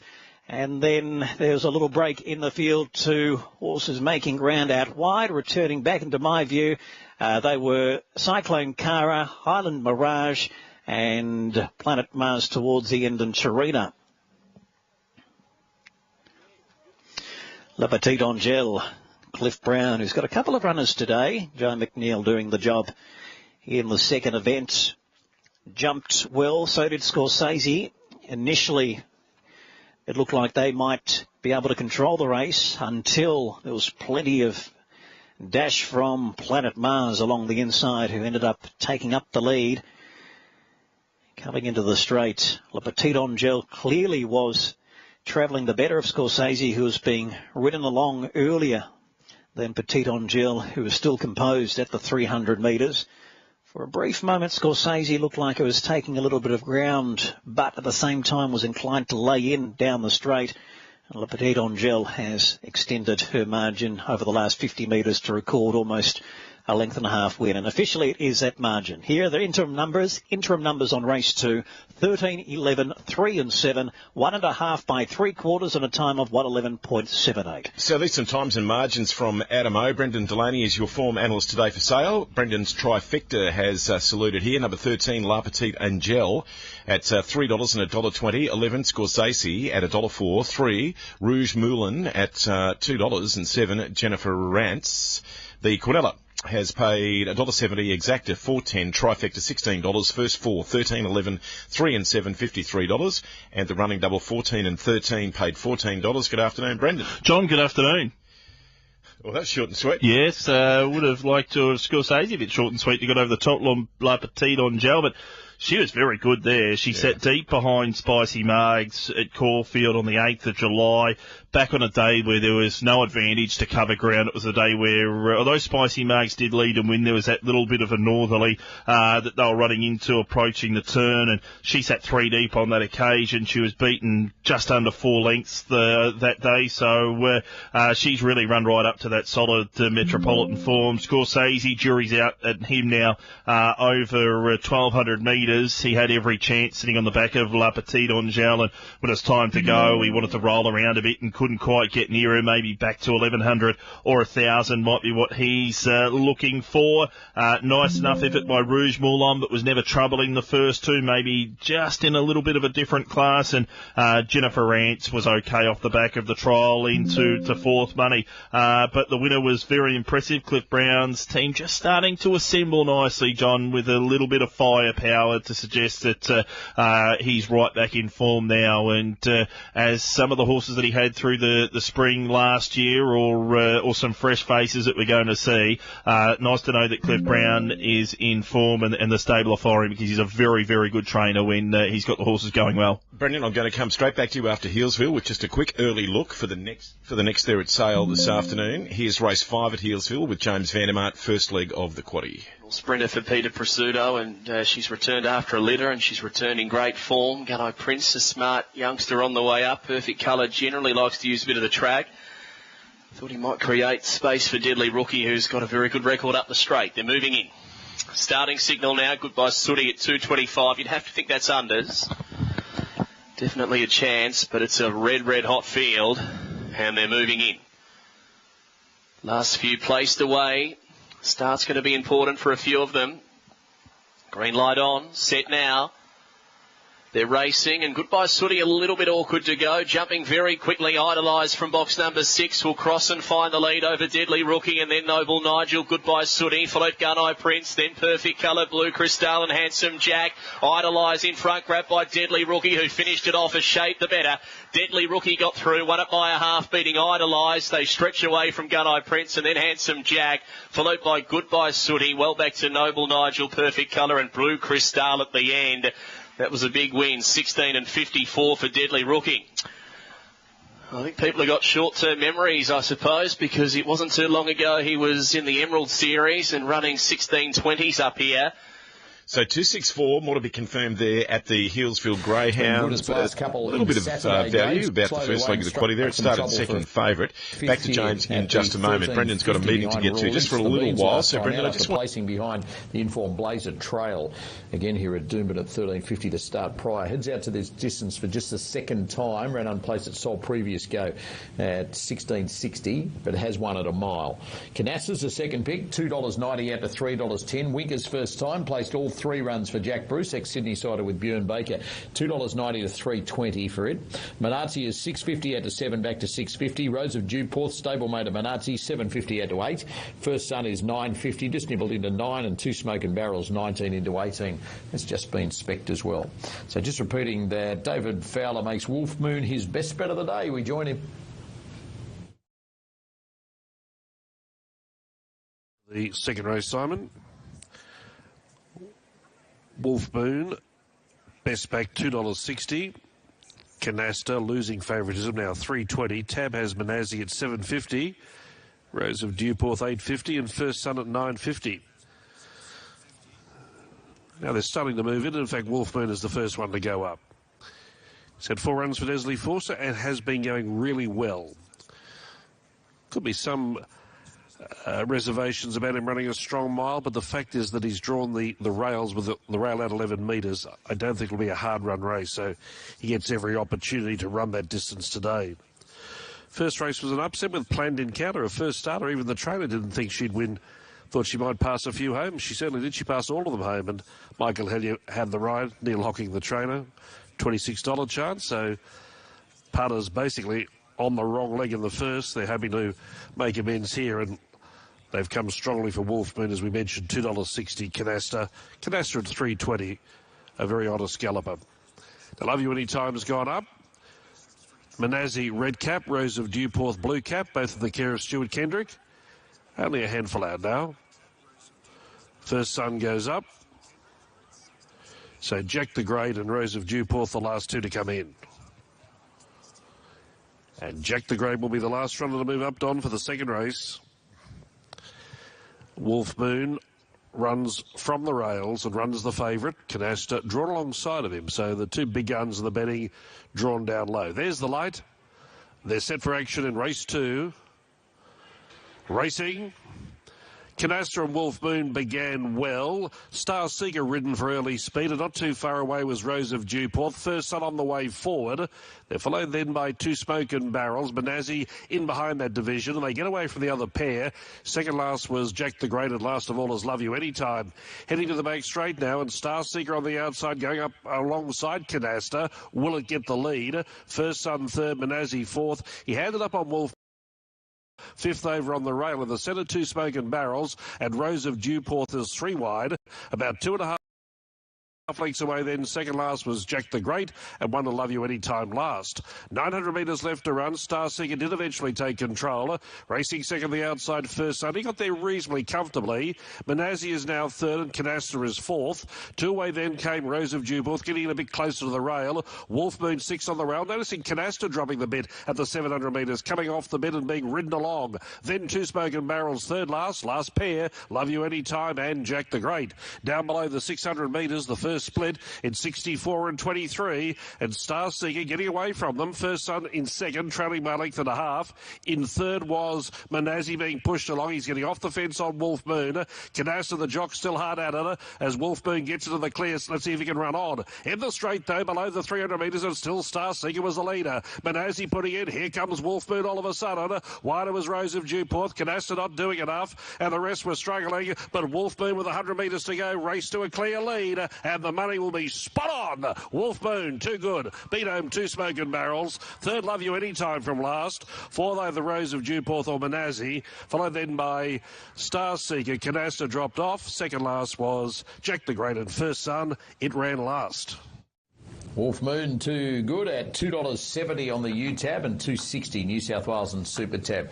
Jumping out a Saturday grade under Damien Thornton, beating 2 Smoking Barrels at $4.50. Love You Anytime at $9.40. 4 runs fourth. Rose of Dewporth, 2 down and 6 races to come at Doomben the Savo. Third event from the Gawler Greys is up next. 45 seconds away. Princess Imogen's off the inside 160 to 250 and 240 respectively now. They've been that way most of the morning, but Free Flow just edges out the other one. There's been some significant scratchings and deductions here, so we are looking at this market purely after scratchings this morning, and the market mover is number 6, Free Flow. First leg of the quaddie, if you're playing today, goes at 245, and it looks like almost favouritism across 3 of them here, Jared, in the market. 5-1-3, Reservoir Dog, Dodgy One, and the Cunning Fox. Yeah, you're right, and Reservoir Dog is the one that punters want to be with here. It was 460. Quickly got into 350, 320, and now updates at $3. So it's the standalone favourite. The other 2 right behind it in the market. The Cunning Fox has been solid at 350, as has the top one, Dodgy One, at 350. Little bit of interest now that it's on the drift to the Moonlight Gambler, 310 out to $5. Seeing a little bit of support now, $5, but clearly the market mover there is number 5, Reservoir Dog. Number 3, Installation, is a clear-cut favourite in race 6. It's about $2.20 at the moment. It was third last start at Sandown in the city, and it's that was Linda Meach. It's got Luke Nolan today. It has, and of course it's a moody Coleman runner. I'm not sure whether this is the first of the new stable, but it's been very well backed. I know that. It was 270 very early this morning. Spent a couple of hours at 240, and in the last hour or so, it's now into 220. Bit of interest in number 9, It's True, which has been 90 to 550. The rest are pretty much, well, not friendless, but they are getting out in the market. But number 3, Insulation, the standout there as far as market mover is concerned. John McNeil's just had a winning ride in the previous. He's got the favourites in the second last. Number 6, a bit of the Blarney out of barrier 1 for Jai. Down the track last start in 9th, but it was a winner prior to that, and it's favourite at $3.60 in what looks like a bit of an open race, Jared. I was going to say this is a nightmare. There's been a few backed in their turn. Even the top one, Seafield Road, has been 34 into 14 if you're looking to throw something into exotics, quaddies, etc. The best backed has been Bannockburn, 5, touch 550, back into $5. That favourite you mentioned, the Waller, McNeil run a bit of the Blarney, number 6, has been around about the 360 mark, and some sort of late support for 9. Indebted Head has been 950 into 7, but Bannockburn is the market mover there. But if you're taking quaddies, etc., I'll be looking to throw a few in that one. And in the last, close betting, by the look of it at this stage anyway, between 13 and 12, Face the Jury and Audrey Grace. Yeah, and pretty similar to the previous race, we've had a lot of these runners in their turn have been backed, but the one that's just continued to shorten is one of the Hayes runners, Field of Praise, number 3. Just looking now, it was 6 into 480, and right now it updates again at 420, so it's not the favourite. The favourite is 13, Face the Jury, which has been around about that 350 mark most of the morning, just getting out to 360 now. And the one above it, Audrey Grace, 370. It's been pretty stable in the market as well. So in summary, the 12 and the 13 have hardly moved, but the one they keep chipping away at is number 3, Field of Praise, and that's the market mover in the last, number 3, Field of Praise. Okay, and it's got Lachlan Overall today claiming 2. Righto, Jared, you're coming back later this hour with some AFL, NRL, and the Matildas. Yeah, they go around Monday night. How good's that? Yeah, absolutely. Thanks, Jared. Okay. Thanks, John. Talk to you soon. There's Jared Daffy at the tab, and he'll be back with those markets a little bit later this hour. In fact, around about 20 to the hour, Jared's back. At Gawler, they're loading, starting on a soft 5 there in South Australia today. A maiden in the first. It's 1,200 metres, and they've got most of this line in. The favourite at the moment on the tote is number 8, Sniper's Nightmare, at $2.80. It's $1.60 the place and $2.60 fixed odds. Jason Holder. There's one pickup ride in the race, Kayla Crowther, if you're a Kayla fan. Kayla's with number 7 shots, and they're just about set for the first today of 7 at Gawler. My vision of the starting stalls is completely obscured by this gum tree, so... A little bit of late money for number 6 at value. My Boy Jet. And if you're playing the quaddie here today, as I mentioned, just 7 races, so just be aware. First look at the quaddie is race 4. It will go at 3 o'clock. And I'll go through changes at our interstate meetings for you shortly. They've got one that doesn't want to load here at Gawler. It is number 8. The steward is the clerk of the course is just grabbing it, so they should turn it around pretty quickly. That's Spitfire Sun. I think they're all locked and loaded. So they're in the machine. Set to run. This is the first of 7. Stand by. As I said, I can see the gates only barely with this gum tree. Are we waiting on one here? I'm not sure. Oh, we are. Sniper's Nightmare. Goodness me, it's out of the gate still. It's about 10 metres behind the stall, so thought they were all locked and loaded, but we're waiting on one here, and it is the favourite Sniper's Nightmare, so they had me fooled. I thought they were all locked and loaded, so just the favourite to come up here. Sniper's Nightmare. So Sniper's Nightmare slides in now, and that should complete the line. So now we should be set here. First of 7 here at Gawler. Set to run. Ready.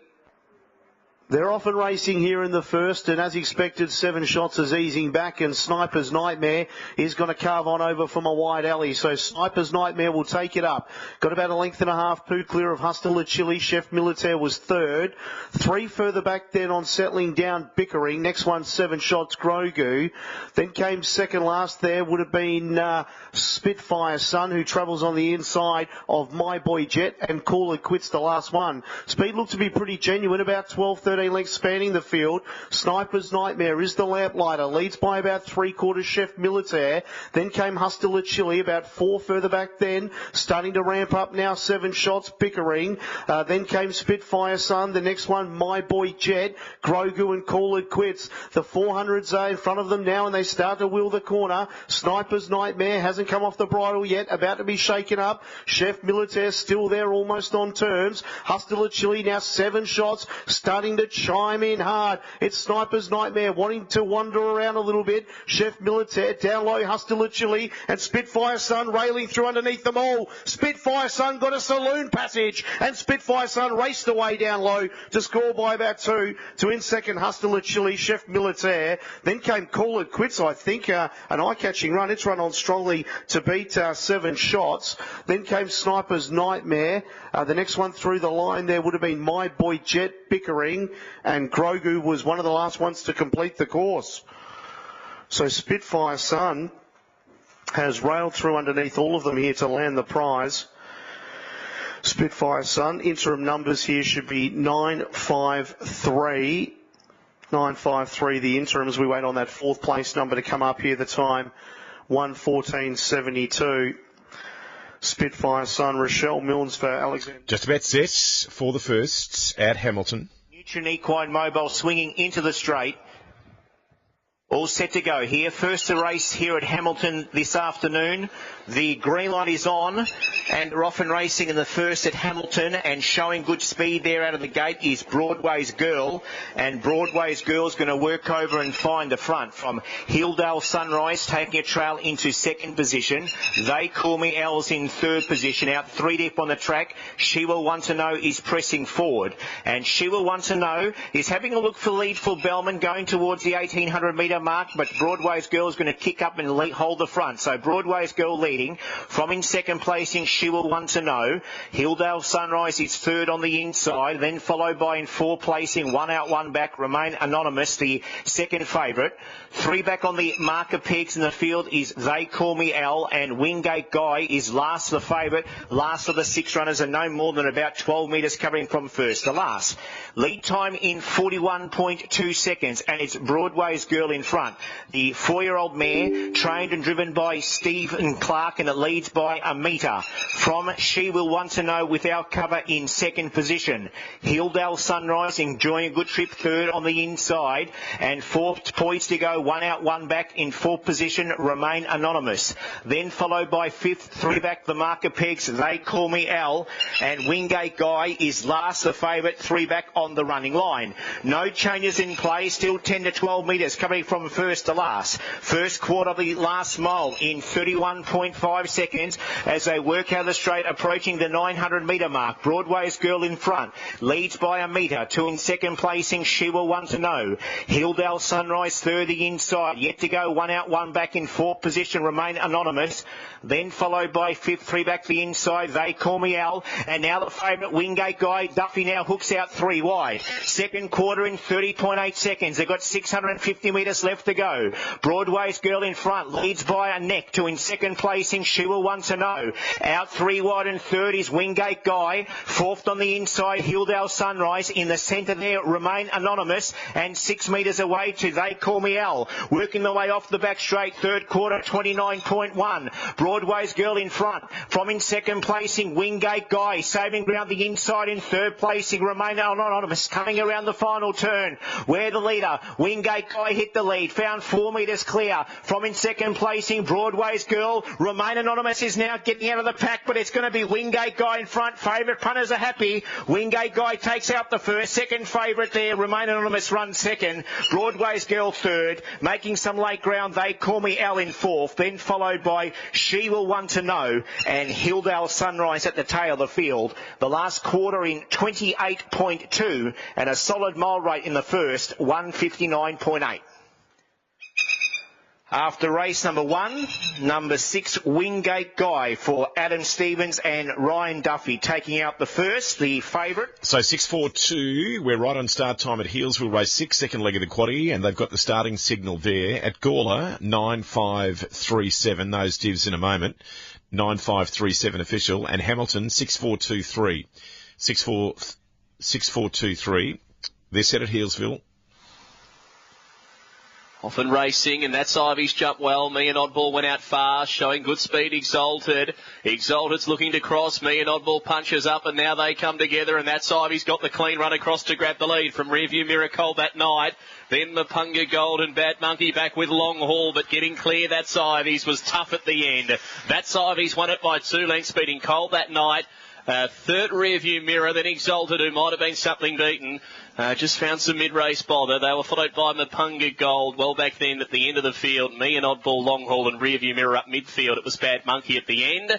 The time, 19 and 24 for That's Ivy's. For Jeff Britton, number 8, the winner.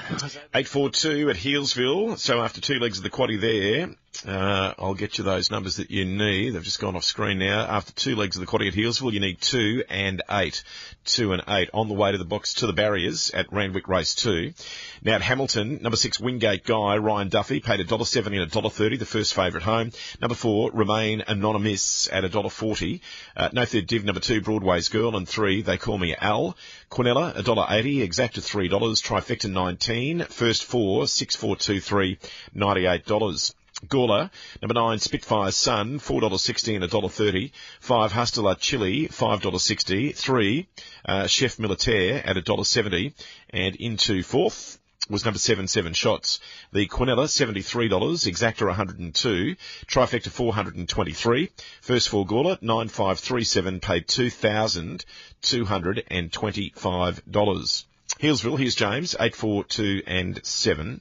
Totes are through. That's Ivy's the winner. John, 180 and 120, beating Cole that night, 290. Review Mirror getting home third, $7.30. And number 7, Exalted, was in a beautiful place before being smashed from the inside. Will wind up into fourth placing. The Quinella, $3.80, exacta $5, trifecta $46.60. Running double at $13.70 in the first 4. Still not yet through. So I'll send that down the line. 8-4-2-7 after race 6, going to the Wellback. That's Ivy's.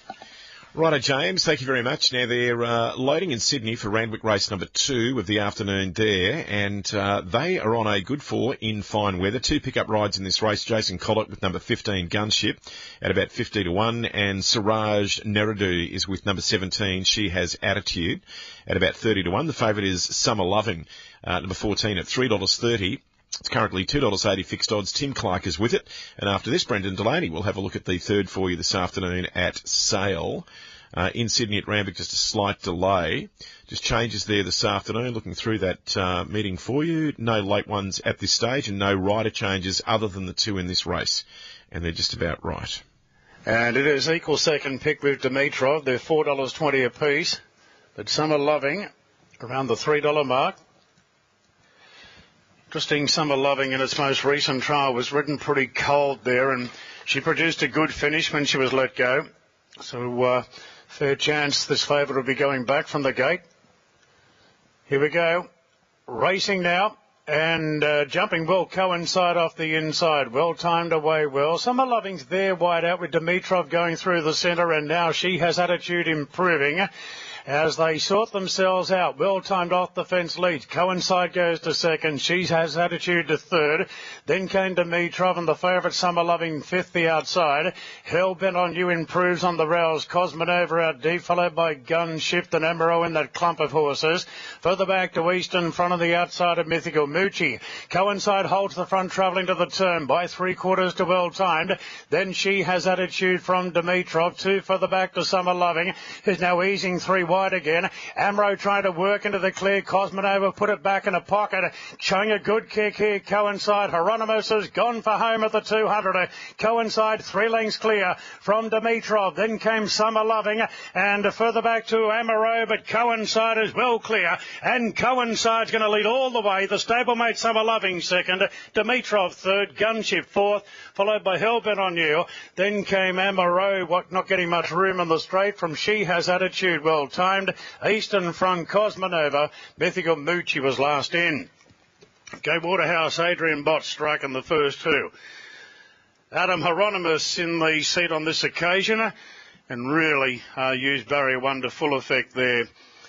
With the dry conditions today, the fence was really good at the last meeting here, and early indications it's the same today. Coincide, a 3-year-old gelding by Invader, added conversely.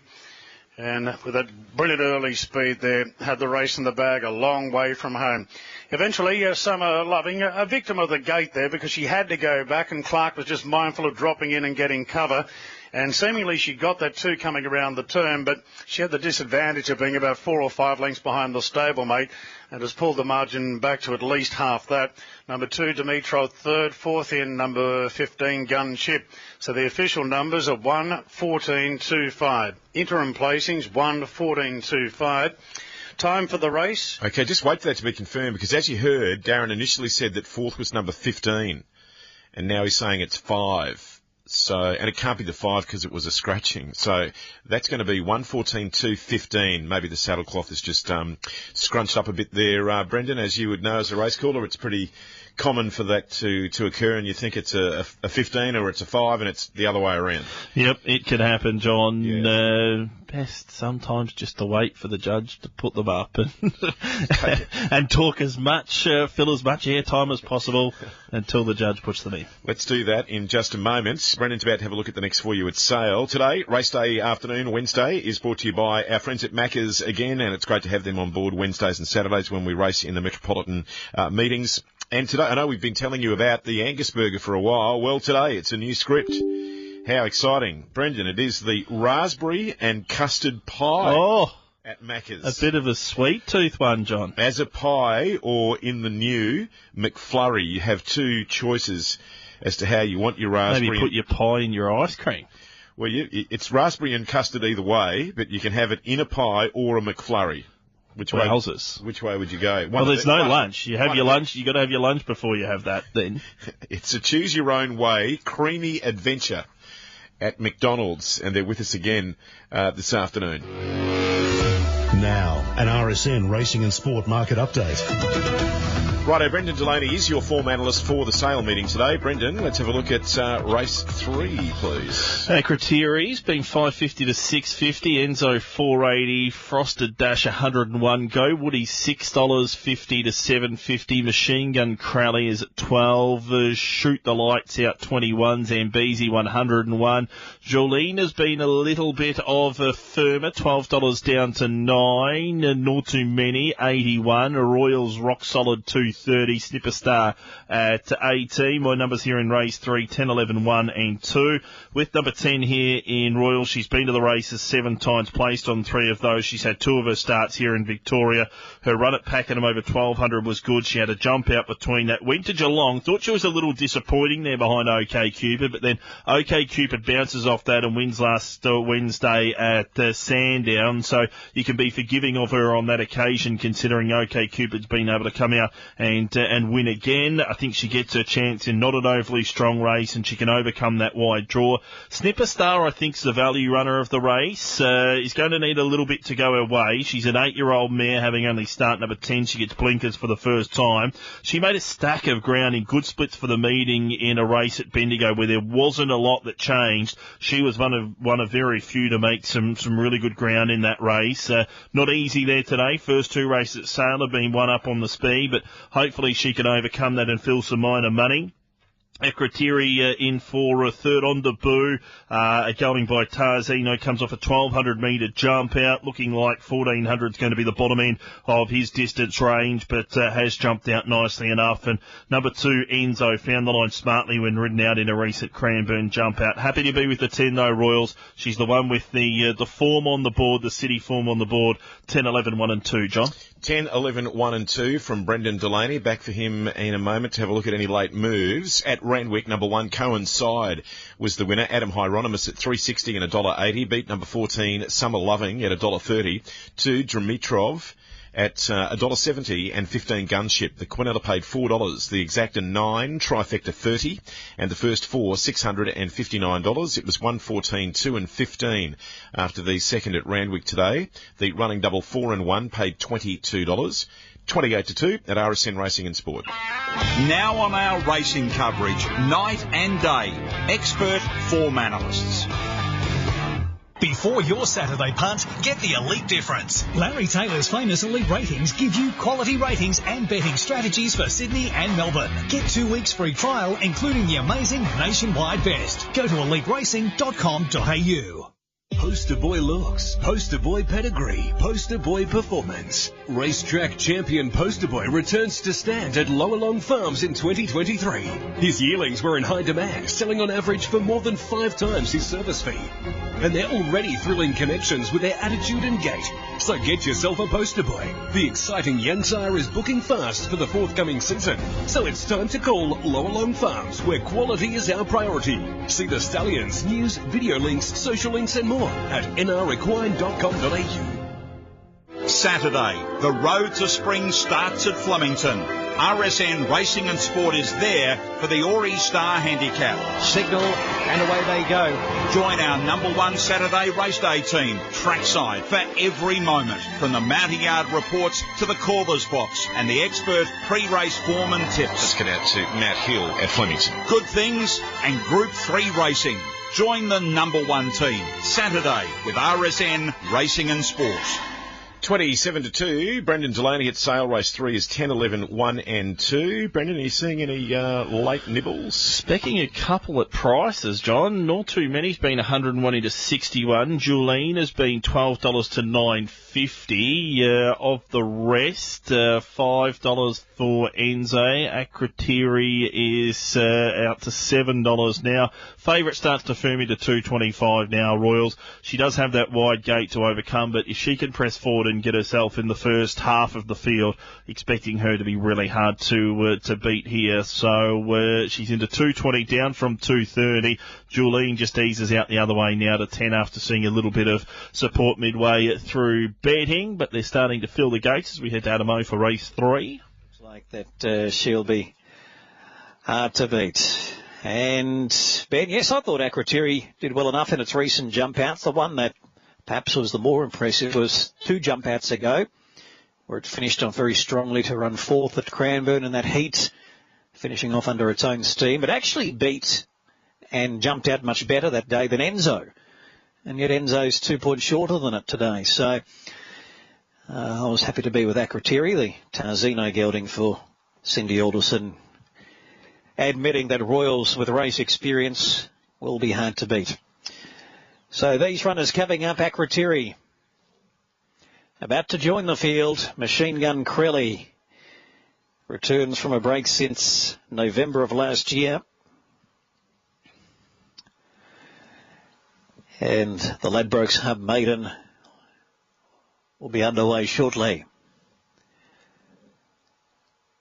Lights flashing.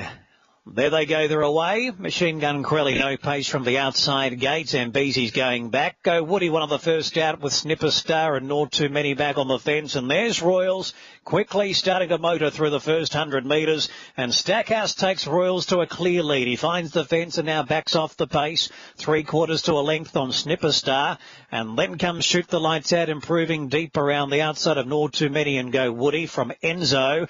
Looks to be in the 3-wide line with some cover, and then comes Julene back on the running rail. A length and a half to Akratiri, and then comes Zambezi, Machine Gun Crelly, who's travelling at the tail end of the field as they head towards the home corner, and Frosted Dash is back with it.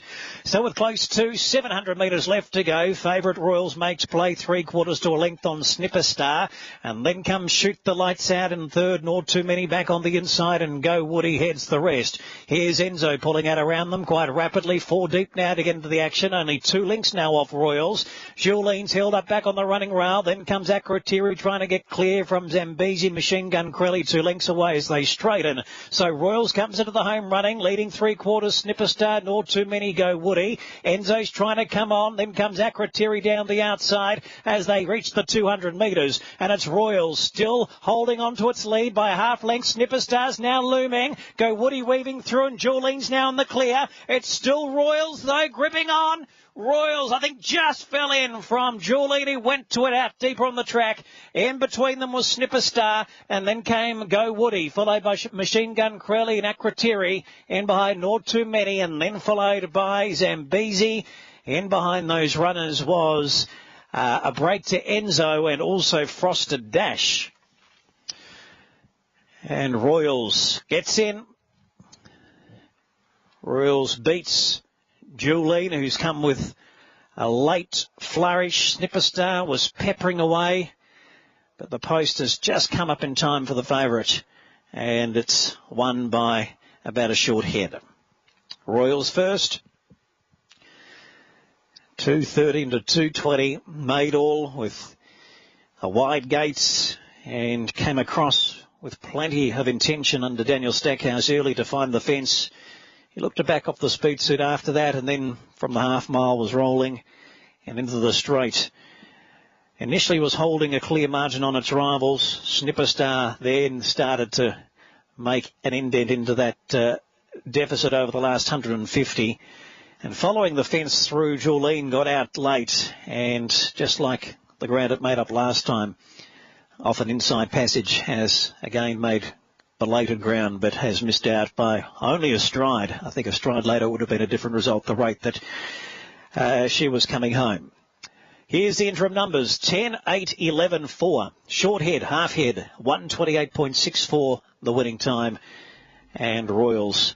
So 10, 8, 11 and 4. Brendan Delaney, you got the on-top select there. And it is actually, Brendan, the first tote favourite to win today, Daniel Stackhouse. I think she had the form on the board, John, through OK Cupid and Better Link to come here and win. Not sure leading's going to be a go going forward when Stackhouse really asked her for that effort inside the last 150. She didn't have an excuse to be getting tired because she hadn't done all that much work in front. I think she would have just liked something to either be right there eyeballing her or her chasing something just to, just to cajole her into getting into that little bit of a fight. But in saying that, she's been able to knock her maiden over here, and you would think she's a filly that could progress quickly through her grades. Good effort from Julene. Money was there to suggest that she could run well. She was $12 down to 8. She just needs to be able to get herself a little cleaner out of the gates and find a striking position. She probably hasn't been aided by Barrier 1 the 2 times she's been to the races this preparation. Snipper Star, good effort up on the speed first time with the blinkers, and one that just caught the eye there, John, Go Woody. He was first up today, a horse that got out over 2,000 metres last preparation. Looked as though they were getting away from him at the 100, but inside that last 50 metres, Jack Hill just had to grab a hold of him. He was getting right up onto the heels of those in front, and you could suggest that second up and possibly even third up, he's going to be pretty hard to beat once he gets a little bit more ground. Brendan Delaney is your form analyst today. Thank you, Brendan. Back with those in a moment. 10, 8, 11 and 4, with just about set for the start at Healesville. Third leg of the quaddie, race 7. And Cody Talks out of the red is the favourite at $2.70. Run a massive race, and the reserve gets a jump now. The 9 going into box number 6. So they're moving up. Race 7 of the day. Cody Talks will just run the favourite in the red rug.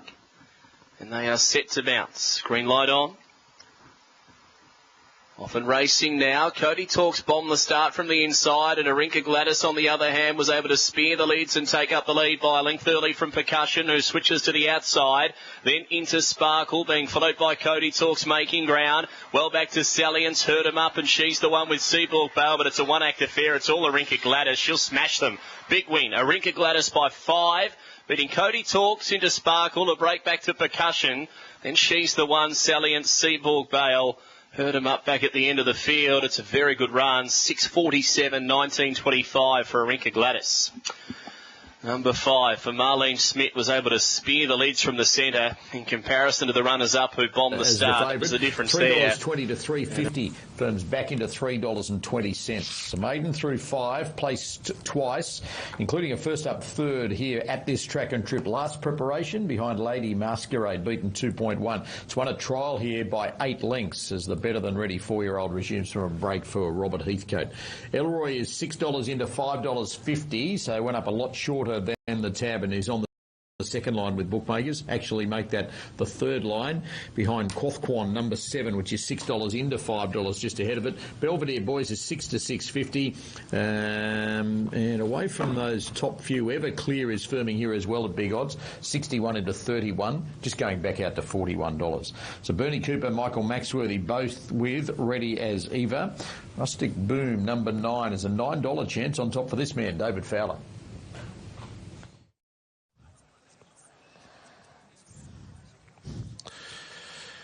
Yeah, no love in the market for mine. Marto, Rustic Boom. No one wants it. $7 out to 9, but Ready as Ever. There was a bit of move against it about 5 minutes ago, but that's changed now. They're coming for it. $3 on tab. Quothquan, solid at 5. Elroy's been a well-backed commodity at 6. Belvedere Boys out to 7. Not a Clue, How or Who out to 8. And Rustic Boom, as we said, out to 9. Can't Quit 11. So there are a few in the market. Up goes Everclear. 3 runners out now. In fact, make that 2 now. Belvedere Boys and Not a Clue, How or Who. So Belvedere Boys goes in. Not a Clue, How or Who. The grey will be the last runner-up. Punters started off on the wrong leg with Planned Encounter winning a roughie, the outsider, in fact, but then they quickly made amends with Wolf Moon to the second, the well-back favourite. Not a Clue, How or Who goes in. Last one up, they're all in, and they're set for the third race. The red light turned on, starter with the button, racing.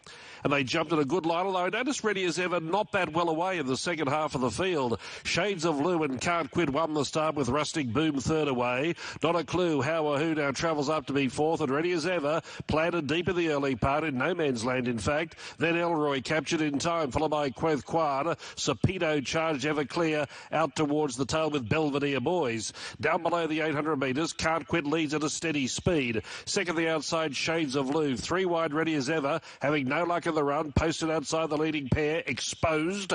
On the inside, Rustic Boom fourth, getting a tiny run. Then Not a Clue, How or Who. First split very slow, 38.13. Sapito charged a boulder, travels into the picture. 3 wide with cover, getting on its back, Belvedere Boys. Elroy strung up in traffic, then captured in time, and Quothquan and Everclear turned in second last and last. In the straight now, 300 left to run. Can't Quit has had a very easy run in front, but Ready as Ever, despite the wide trip, surged up. Rustic Boom coming through in the centre, and then came Not a Clue, How or Who, and Belvedere Boys right down the outside. Big finish coming up here. Belvedere home, and it's Belvedere Boys right down the outside, funded home to get the money from Not a Clue, How or Who and Rustic Boom. Not sure about fourth. Can't Quit was there, not far away, captured in time. Ready as Ever just peaked late. Then came Quothquan, Shades of Lou, Everclear, and the last pair, Elroy and Sapito charged in 1:12.93. Belvedere Boys right down the outside. Beating Not a Clue, How or Who and Rustic Boom. So Belvedere Boys, they often say when the rail's out wide of Doomben they can't come from the back. Well, that theory just got tossed out the window because Belvedere Boys was at the back of the bus. They didn't go hard either. But he staged a great finish down the centre of the track. Orman, our premier jockey, winding him up. And here's one officially from number 6, Not a Clue, How or Who. Justin Huxtable for Jack Duncan. Winner trained by Matt Dunn. And 9/3 Rustic Boom, Martin Harley for Stuart Kendrick. 8/4 Ready As Ever. We might have got him a little further back in the run-on. He ran well because he was wide all of the way. 1, 6, 9 and 8. The time 1:12.8. It was slow going early. 38.13 the first split. They walked for the first.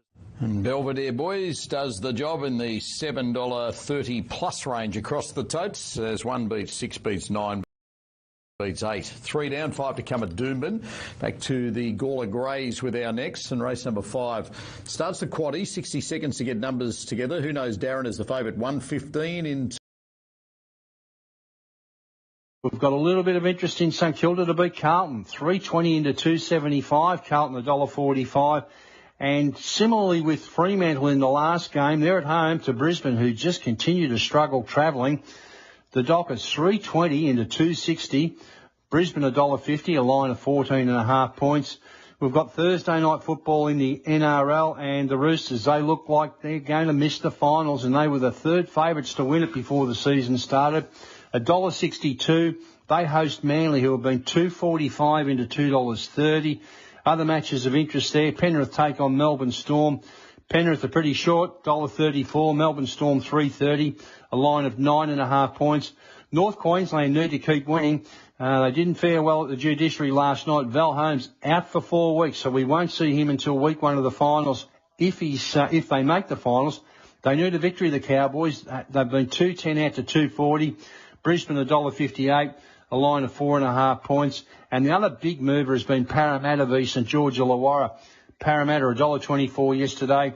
They're into $1.17. St George Illawarra 5. The line has moved 3 points, 12.5 to 15.5. And finally, the Matildas. Well, we know who we play now, we being the Matildas. Monday night, we take on Denmark, and the market is up and running there. The Matildas, or Australia, $1.80. Draw $3.50 and Denmark $4.50. And with the US just scraping through to the round of 16, they've been displaced as favourite. England are the favourites now at $5 ahead of USA and Spain at $5.50. Japan $9, and obviously we've got the Matildas there at $13, splitting them. Germany at $10. So this has really opened up now. Fingers crossed we get the win Monday night. Plenty of markets already open on that, John. Check them all out on the Tab app or the Tab website. What's gambling really costing you? For free and confidential support, visit gamblinghelponline.org.au. Love, love, love the barn doors. Where did you get them? From Doors Plus. On sale, painted, delivered and installed. Shut the front door. Doors Plus, no fuss. At Tab, we're on for Greyhounds this Thursday night. Back the winner on races 1 to 3 at Sandown Park, Dapto, Albion Park and Angle Park and get paid out. Plus your stake back as a bonus bet up to $25. That's winnings paid plus your stake back on 4 tracks this Thursday night. Tab, we're on. First online fixed odds win bet only. T's and C's at website. What's gambling really costing you? For free and confidential support, visit gamblinghelponline.org.au. To hear all of today's Australian racing, listen to RSN's Extra. That's on digital radio in Melbourne, on the RSN app, and streaming at rsn.net.au. This was Rammer's Roughing. We'll go race 7, number 7, the Summit. Mark Hunter tipped the Summit during RSN's Friday form. Trolled really well, and he got a nice run behind it from the good draw. In a wide open race on a tough day, I thought the Summit would run well. And the Tab starting price, $19.60. The Summit's going to make a lunge. They hit it. I think the Summit maybe. Number 7, the Summit. Rammer's Roughing, part of Friday form. 7 a.m. Fridays on RSN's Breakfast with Harv. Thanks to Kia. Yeah, that was a good get last weekend. Hope you got on board that with the Rammer Roughing. It's 11 to 1.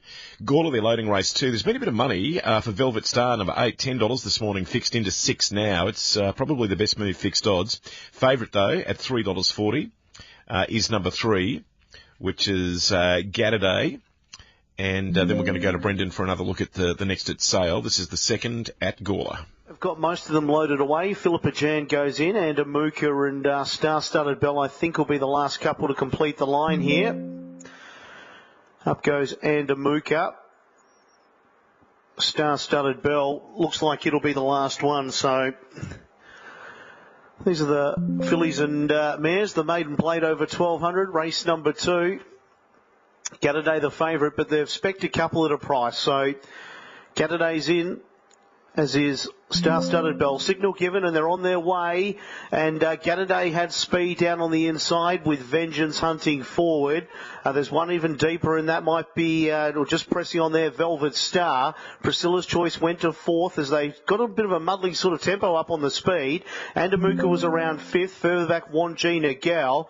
Then came Star-Studded Bell, who travels on the outside of it. Two further back then would have been Philippa Jan Warinya, and there's one just in front of it, Inaugurate third last. So they're down the side now. Gataday and Velvet Star, they go stride for stride. Vengeance was third. Priscilla's Choice fourth, one out, one back. Then came Andamuka. Wangina Girl, Star-Studded Bell pops out four wide. Then came Inaugurate, Priscilla Jan, and Warinya still whips them in last of all. The 400 now is up towards them as they reach up towards the corner. Gataday, Velvet Star, they're in front. Down low, starting to chime in. Would have been Vengeance trying to rail through. Velvet Star, though, struck the lead. From here, deeper, Priscilla's Choice. Star-Studded Bell trying to wind up. Gataday and down low, Vengeance. There's still a lot of chances here. Vengeance in front. Philippa Jan late on the scene. Velvet Star, then Inaugurate. Vengeance down low. Velvet Star, Inaugurate out wide. But Vengeance wins. Been Inaugurate, Velvet Star third. Then came Priscilla Choice, Star-Studded Bell. Philippa Jan, then Gataday. Next one to complete the course there would have been Wangina Gal, Andamuka, and Warinya, the last one to clock in. So Vengeance on debut was a drifter in the market. 250. Jake Toro gets it home. Number 9, Vengeance. At second favouritism on Super Tab. Number 4, Inaugurate. And 8, Velvet Star. It is tight for fourth, real tight. 9, 4, 8 more there shortly at Gorda Race 2. Here's James Vandermart having a look at the last leg of the quaddie at the Dogs at Healesville. Race number 8, I'm with 7, Ahana Brocky on top, 7, 6, 8 and 4. I just thought the win at Warragul was really good. Track's been playing pretty slow down there, John, and 26.02 I think stacks up really well. Has a good record here at this track and distance. The danger is Rich Flex number 6. Terrific winner here a couple of days ago, and wouldn't be surprised to see him go well. 7, 6, 4 and 8 my numbers. The market mover is the 7, $3.30 into 240 with race 8 4 away. Right, thanks very much, James. And if you do have a live ticket in that quaddie at Healesville on 2, 8 and 5, the shortest way home is with number 7, Ohana Brocky, out of the black, and that's going to return you $97.50. Now, at Gawler, race 2, it is still tight for fourth there, 9, 4 and 8, and they're close to a start at Hamilton for the second of the afternoon there with Michael Tasliman. Michael Bellman has the one pickup drive in the race. He will be behind number 6, Samara Fury, at about 11 to 1. The short favourite here is number 2, Arklow, at $1.40. The win, $1.04 the place on the tote, and currently $1.45 fixed odds. David Murphy is driving. It's the second at Hamilton. Each Equine Mobile swinging into the back straight. Sprint Trip, Arklow will run the favourite. Race number 2 at Hamilton today. The green light is on and they're off and racing. It showed good gate speed here at Arklow, and the favourite's going to work over and find the front from Bon Girl. Then Bionski is in third position. In fourth, placing out Deep Smart Play. And even wider the track there, Samara Fury. Second last in the field to Manhattan Lass and Dancing with Elvis at the tail of the field. So it was an easy lead here for the $1.60 favourite Arklow, and it leads the way by 2.5 metres. Samara Fury is without cover in second position, and Bon Girl is over on the inside in third. Smart Play is fourth, one out, one back. Then followed by fifth, three back on the inside is Manhattan Lass, and now comes off the inside. Just struggling to keep its position there with Smart Play. Second last in the field, Bionski, and Dancing with Elvis at the tail of the field. 4.1 the lead time, 28.8 first quarter of the last mile. And the leader up in front is Arklow. Therefore, David Murphy, the 4-year-old mare, leads by 2.5 metres. Samara Fury's without cover in second position.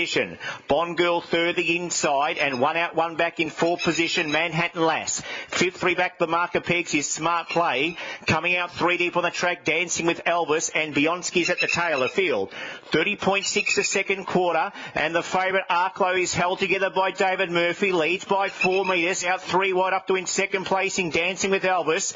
Bon Girl is in third, stoked along in fourth. 4th position, Samara Fury. Manhattan Lass 3 wide on the back of Dancing with Elvis, giving the leader 15 metres. Then followed by Beyonski, and last of all is Smart Play. Third quarter in 29.7. It's the favourite Arklow in front, leads by 10 metres to Dancing with Elvis, closing in. Likewise, Manhattan Lass as they come around the final turn. It's Arklow in front from in second placing Manhattan Lass and Dancing with Elvis. Manhattan Lass might be the one. It's Arklow and Manhattan Lass. The favourite Arklow tackled by Manhattan Lass, and Manhattan Lass too good. Manhattan Lass first, Arklow second, Dancing with Elvis third, Beyonski fourth. Then followed by Smart Play, Bond Girl, and at the tail of the field, Samara Fury. The last quarter in 29.2 and a mile rate 158.6.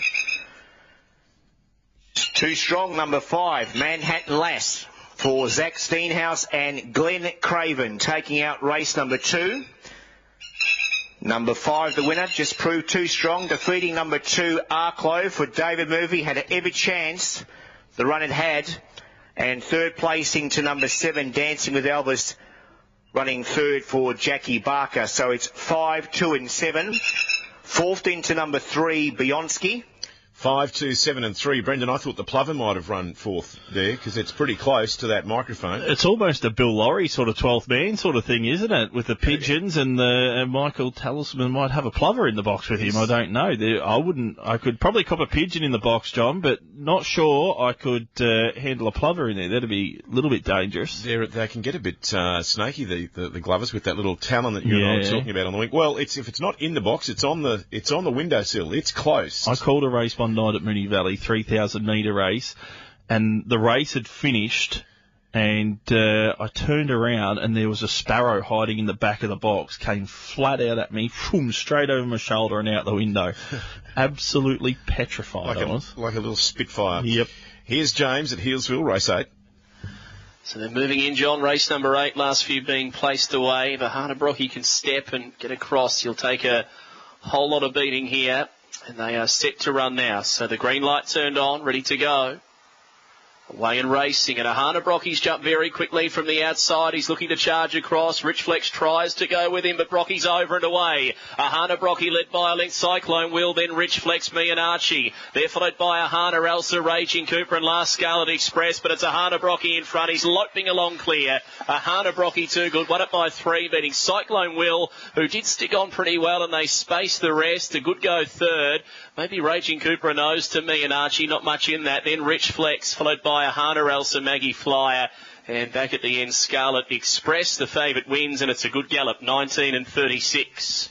7, 8 and a close go between 1 and 5. 2 minutes until Sydney. I'm going to have Brendan have a look at the next at sale for you as well. At Gawler, number 9, Vengeance, paid $3.90 and $1.60. 4 Inaugurate, $4.20. 8 Velvet Star third at $2 and 6 Priscilla's Choice. The Quinella paid $41, Exacta $53, Trifecta $422, and the first 4, $3,389, 9486 at Gawler. The running double, a pair of 9s, returns $34 at Hamilton. 5273, number 5 Manhattan Lass, $13.90 and $2.40. Beats the favourite, number 2 Arklow, $1.50, no third for 7 Dancing with Elvis, and number 3 Beyonski. The Quinella, $7.80, Exacta $27, Trifecta $133, and the first 4 paid $484, 5, 2, 7 and 3 at Hamilton. Back to James at Healesville, it's 7851. And right on cue, the totes are rolling through now after race 8. Ahana Brockie getting the job done for Ray Floyd. He's a nice little straight tracker. He's got a good record here. 240 and 110 the should pay from 8 Cyclone Will. 220. Raging Cooper was third, $3.70. 7851 those interim numbers. The Quaddy 97.50, Quinella 480, Exacta 670, daily double at $5. And the last of these exotics, Trifecta 88.80, first 4 $293, and the double 5 and 7 $13.30. So that's race 8 wrapped up. Back to the 300 metres for the last 3 heats of the Highway 31. Looking forward to those, John. We're back with a bit of a pre-racer in just a moment. All clear up race 8, 7, 8, 5 and 1. Right, James, thank you very much. Now, Brendan, they've started to load in Randwick, or in Sydney at Randwick, so I'll just get you to reiterate your numbers, and then we'll come back and we'll get you to do your full market on the back of this race.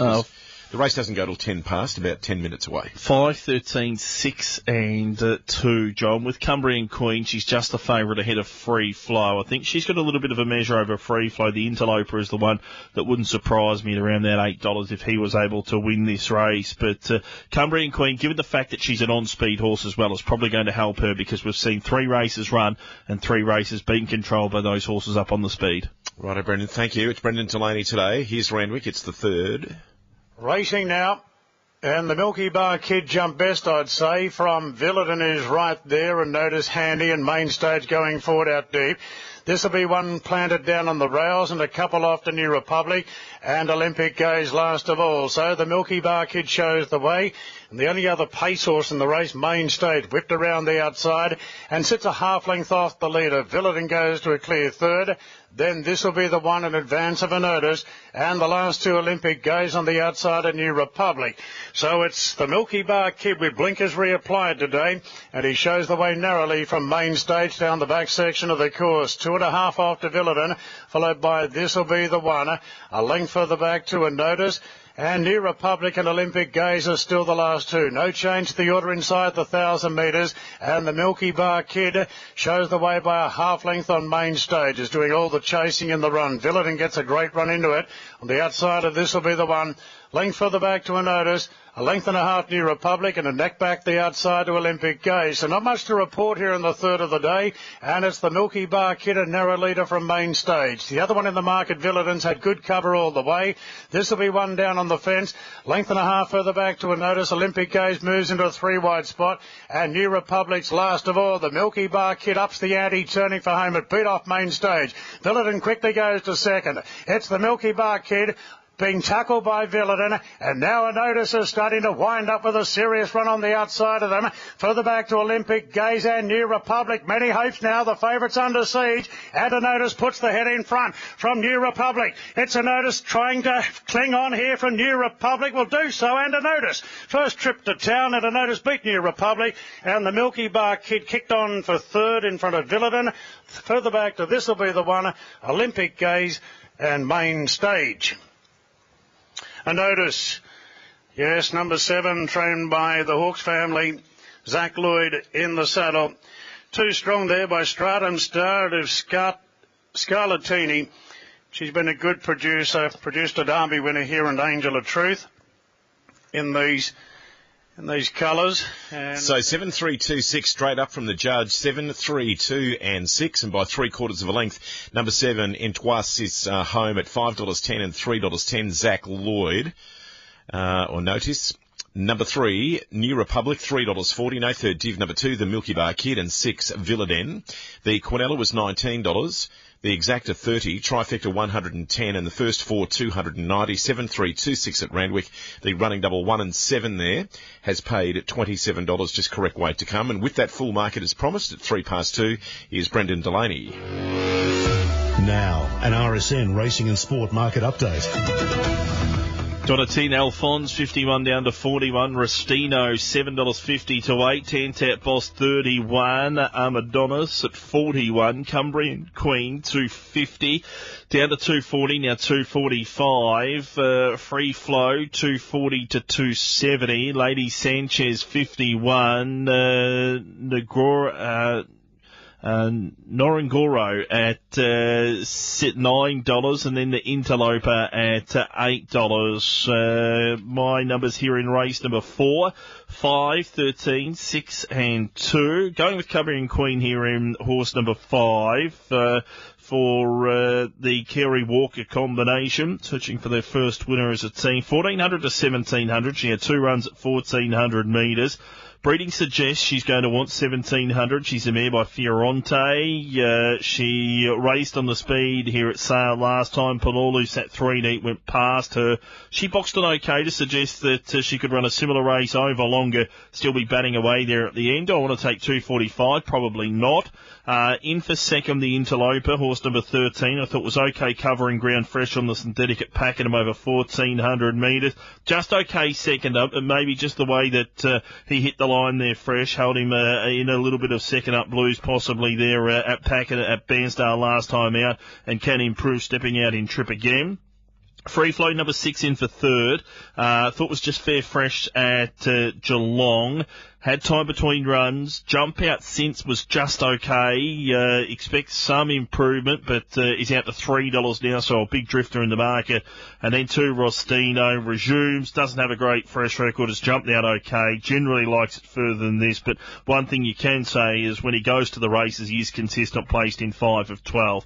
5 on top, Cumbrian Queen. 5, 13, 6 and 2. John, my numbers. If you were looking to have a bet in the race and probably had, $10 to spend, maybe $5 each way on Interloper might be the play, with the favourites getting in a little bit short. Gordon Goro has been $10 into $7 since we started doing the update, but 5 on top without a great deal of confidence. Price probably a bit skinny for mine now too, John. 5, 13, 6 and 2.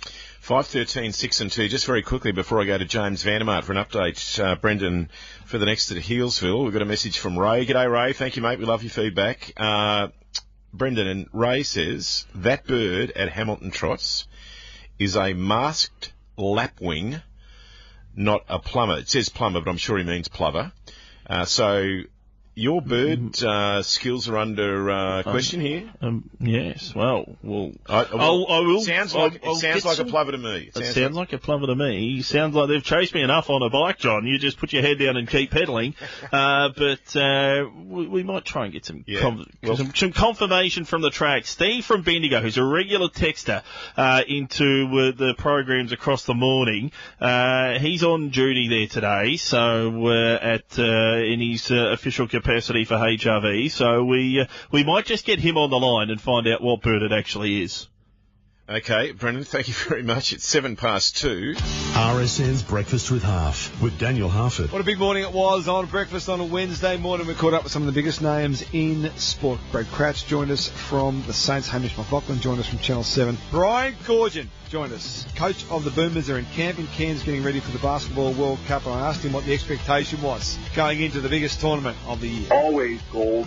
And, everyone, gold, it's first out of your mouth. But that is factual now. We're on that path. And if we don't get that, there's disappointment. Huge disappointment. And Isaac Smith, our favourite man from down the Cattery, the Norm Smith medalist and 4-time premiership hero, who joined us as well ahead of their big clash against Port Adelaide on Saturday night down in Geelong. But we reminisced about some of the great moments Buddy Franklin has had through his career. Isaac gave us his. The 2011 prelim final that we lost to Collingwood. Bud kicked a goal in I think it was the City End pocket. Yep, right pocket. And I reckon that's the loudest I've ever heard the MCG. That was a pretty special moment as a young player to witness. Thursday's going to be an absolute beauty. Plenty to discuss in the build-up to a huge sporting weekend. RSN's Breakfast with Half. Back tomorrow morning from 6. Thanks to the Tab. 2:08, and Race Day Wednesday is brought to you by McDonald's this afternoon. They have the raspberry and custard pie at Macca's, but if you prefer, you can have it in their new McFlurry as well.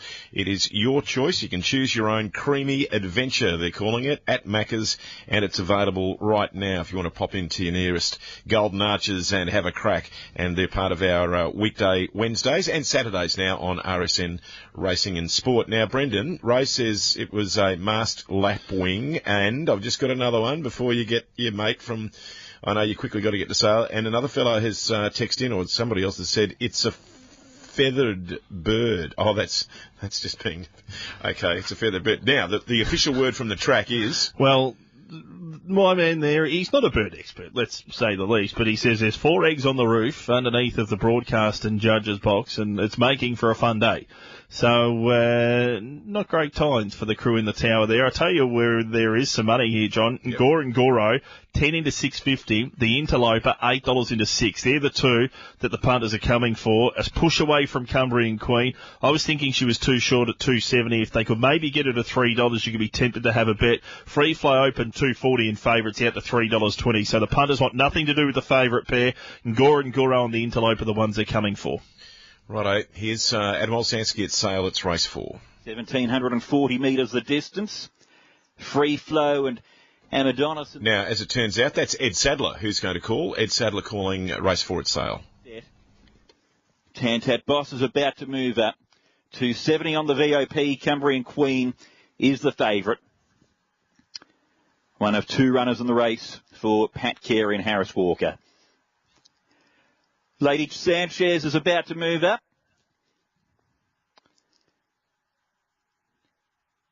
In goes Lady Sanchez.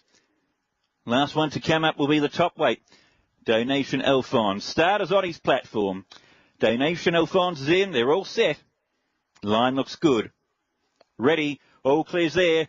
Racing now, and they've left in a pretty good line. Cumbrian Queen was beaten for early speed.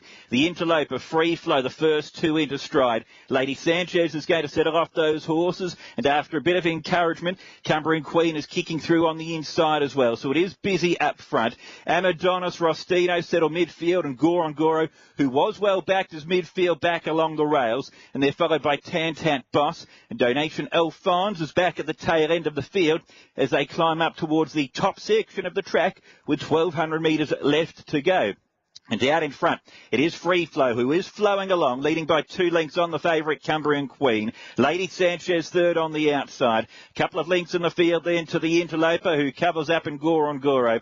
Similar break in the field then to the stable mates. Amadonis on the inside of Rostino. Further back to Tantat Boss. And Donation Alphonse sees it all unfolding in front of it as it leaves the 800 metres mark behind it. And it is Free Flow who shows the way out in front. Has come back to the field slightly though, backs off the tempo. Lady Sanchez on the outside in second from Cumbrian Queen, the Interloper. Less than 600 metres left to go. Followed further back in the field then by Tantat Boss getting a wriggle on, and Gorongoro back along the inside. Donation Alphonse comes out wider and then came further back to Rostino, and Amadonis is last and hard at it as they turn for home. Free Flow tackled by the favourite Cumbrian Queen, who strikes the front. The Interloper is on the scene as well. Then came Donation Alphonse. And further back to Ngorongoro. Inside the last 200 metres though. Cumbrian Queen going well from the Interloper giving chase. Donation Alphonse out wider. It's Cumbrian Queen. Donation Alphonse the outside. They draw towards the line. Donation Alphonse got up on the outside to beat Cumbrian Queen. The Interloper third, and Ngorongoro finished in fourth. They were followed then by getting home well was Rostino. Tantat Boss, Free Flows beat them a couple home in the end. They were Lady Sanchez, and the last to pull up clearly was Amadonis. Donation Alphonse. Spect at longer odds from $51 into $31 on the VOP. Has been able to get up. The Cumbrian Queen loomed at the top of the straight, loomed ominously, looked the winner, just couldn't put them away. And as a result, Donation Alphonse on the outside has been able to wear her down. So 1, 5, 13 and 9 at sale. 1, 5, 13 and 9. It's 2 minutes away, but just with a quick look at this fourth challenge heat. Here's James Vandermart at Healesville. Yeah, apologies, John, for missing your crosses. I've got a memory like a fish at the moment. Circle the Storm is the best back, $5.50 into $4. Candyman, $2.25 out to $2.40. Aussie Supreme is $4.80 out to $6, and Sergeant Alf $9.50 into about $8. So there's a fair few market moves. Tricky little race with over half the field having their first start. My selections on what looked a pretty tough race. 8 from 3, 6 and 4, and that's race 9 due in around 90 seconds. Righto, James, thank you. 13 past 2 at sale, number 1. Donatien Alphonse has paid $43.70 and $7.60. Number 5, Cumbrian Queen, second, $1.40. 13, the Interloper, $1.90, and 9, Gorongoro. The Quinella, $56, Exacta, $123. Trifecta, $1,034, and the first 4, $3,202. 1, 5, 13, and 9. Early quaddie there today, 14, 13, 10, and 1, $5,103. And the running double, 10 and 1, Brendan, $160, and a real roughie there. The old Alphonse has taken it out at $43. Well done if you found that one, John, because I couldn't. First up run was sent out 200 to 1 and didn't fire a shot at Pakenham on the synthetic. Had been to the races 6 times prior to today for just the one placing. That was back in November of last year. So if you're a fan of Donatien Alphonse and stuck with, well done. But you're a loyal fan, and well done to you. Donatien Alphonse wins. Cumbrian Queen is probably not going to get a better chance in her life to win a race than what she had there. She absolutely canted up on the turn. Looked as though she had them shot to bits, but she was all at sea as soon as she was given her head with nothing to chase in front of her. Of the others, Ngoro battled away okay. The Interloper was probably there with its chance to win, and the rest were beaten at long intervals, John. Okay, we'll come back with Brendan's quaddie in just a moment, if you'd like to be ready for that. Here's the ninth at Healesville, this Highway 31 Maiden Challenge Heat 4. Day of racing so far, and they're moving in now for heat number 4. Candyman to run the favourite, drawn out in box 8. Currently at around 240, out to 250 from 225 initially, now back into 240 as they move in. There's some money for Circle the Storm number 4, and they are set to run. Green light. Off and racing now, and Candyman jumped okay from the outside, gets room, going out very quickly though. Rio Lily's going to come across and lead early, out by 2 to Candyman, then Sergeant Alf, Aussie Supreme, well back Peach Fantango, and then Slow Lena and Scorching Demon at the end of the field. Candyman loomed up, takes the lead, and the favourite gets there. Candyman 1.5 over Rio Lily, third Sergeant Alf, and then Aussie Supreme, clear from Circle the Storm, who made up some late ground, then Slow Lena. Last few in Scorching Demon and Peach Fantango. It's a decent run, not near as quick as earlier today, 16.88. Candyman, number 8, wins it for Anthony as a party. Has been a touch too good for 7. Rio Lily, who really hit the start, was able to charge across and lead, but Candyman just slowly was able to eat into that margin, and eventually has ran past Rio Lily to claim the race. Sergeant Alf third, number 3, and fourth goes to 6, Aussie Supreme. So it's 8-7-3, fourth in number 6, a half a length the winning margin, and the margin between second and third about to come through at a length and a half. So 8 from 7, 3 and 6, 16.85 the run. And the late money was for Candyman, 250 back into 230, and even shorter on the tote. It gets home. 8-7-3-6 with more to come on race number 9. And I've got those, James. Number 8, Candyman, $2 and $1.50. Number 7, Rio Lily at $3.30. Number 3, Sergeant Alf, paid $1.04 and 6, Aussie Supreme. The Cornella, $11.50, exact at $10. The Trifecta, $126. And the first 4 not there yet, but it's 8, 7, 3 and 6 at Healesville after the running of race number 9. The running double 7 and 8, paid $7.80. I'll get to that first 4 in a moment. Grab your pens. We're about to go to Brendan Delaney to give you his quaddie selections ahead of the next at sale. That first 4 at Healesville, $349. Now, just before Brendan's quaddie, here's Brian Higgins after the win on the roughie at Sale. Well, Brian, congratulations. Walk us through that win. Yeah, it panned out okay. We drew awkward, went back, and had a lovely run in transit, and I was able to get to the leaders without doing a hell of a lot of work. So Paul stuck to his guns quite well, and we're up to get a winner for Butsy. It was his birthday a couple of days ago, so happy birthday, Butts. It's a late present. You've had a little bit to do with this horse, riding it several times last campaign. How did it feel this time around? What was your confidence coming into the race? This will be news regarding I'm taking the lot broadcast. Thank you. So I'm taking the lot as being cleared to run. I'm taking the lot replated, vetted and cleared as they load well. Yellow Hammer goes in.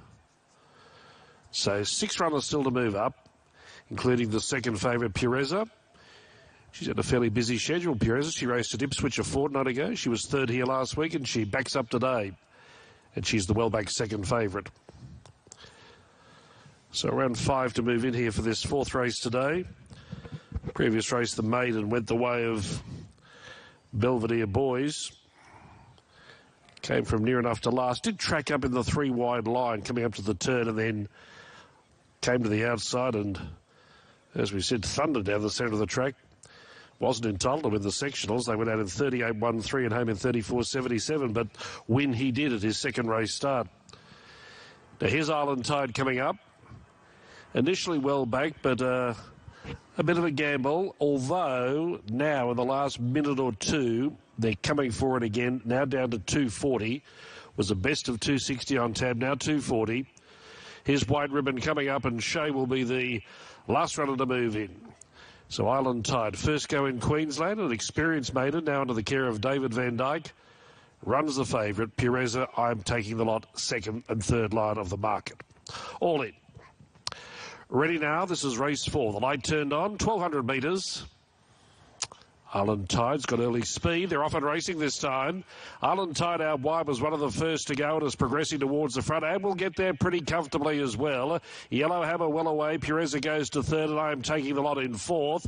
Shea going forward off a wide gate and then Power Flash, followed by Stilettos, White Ribbon, Kalisa. Drifting out to be second last Duchess Bree and no early speed from Bliss Miss. It's last of all. They're spread out. They're strung out down the side at Island Tide. Going for the lick of her life. Leads Pureza by 2.5.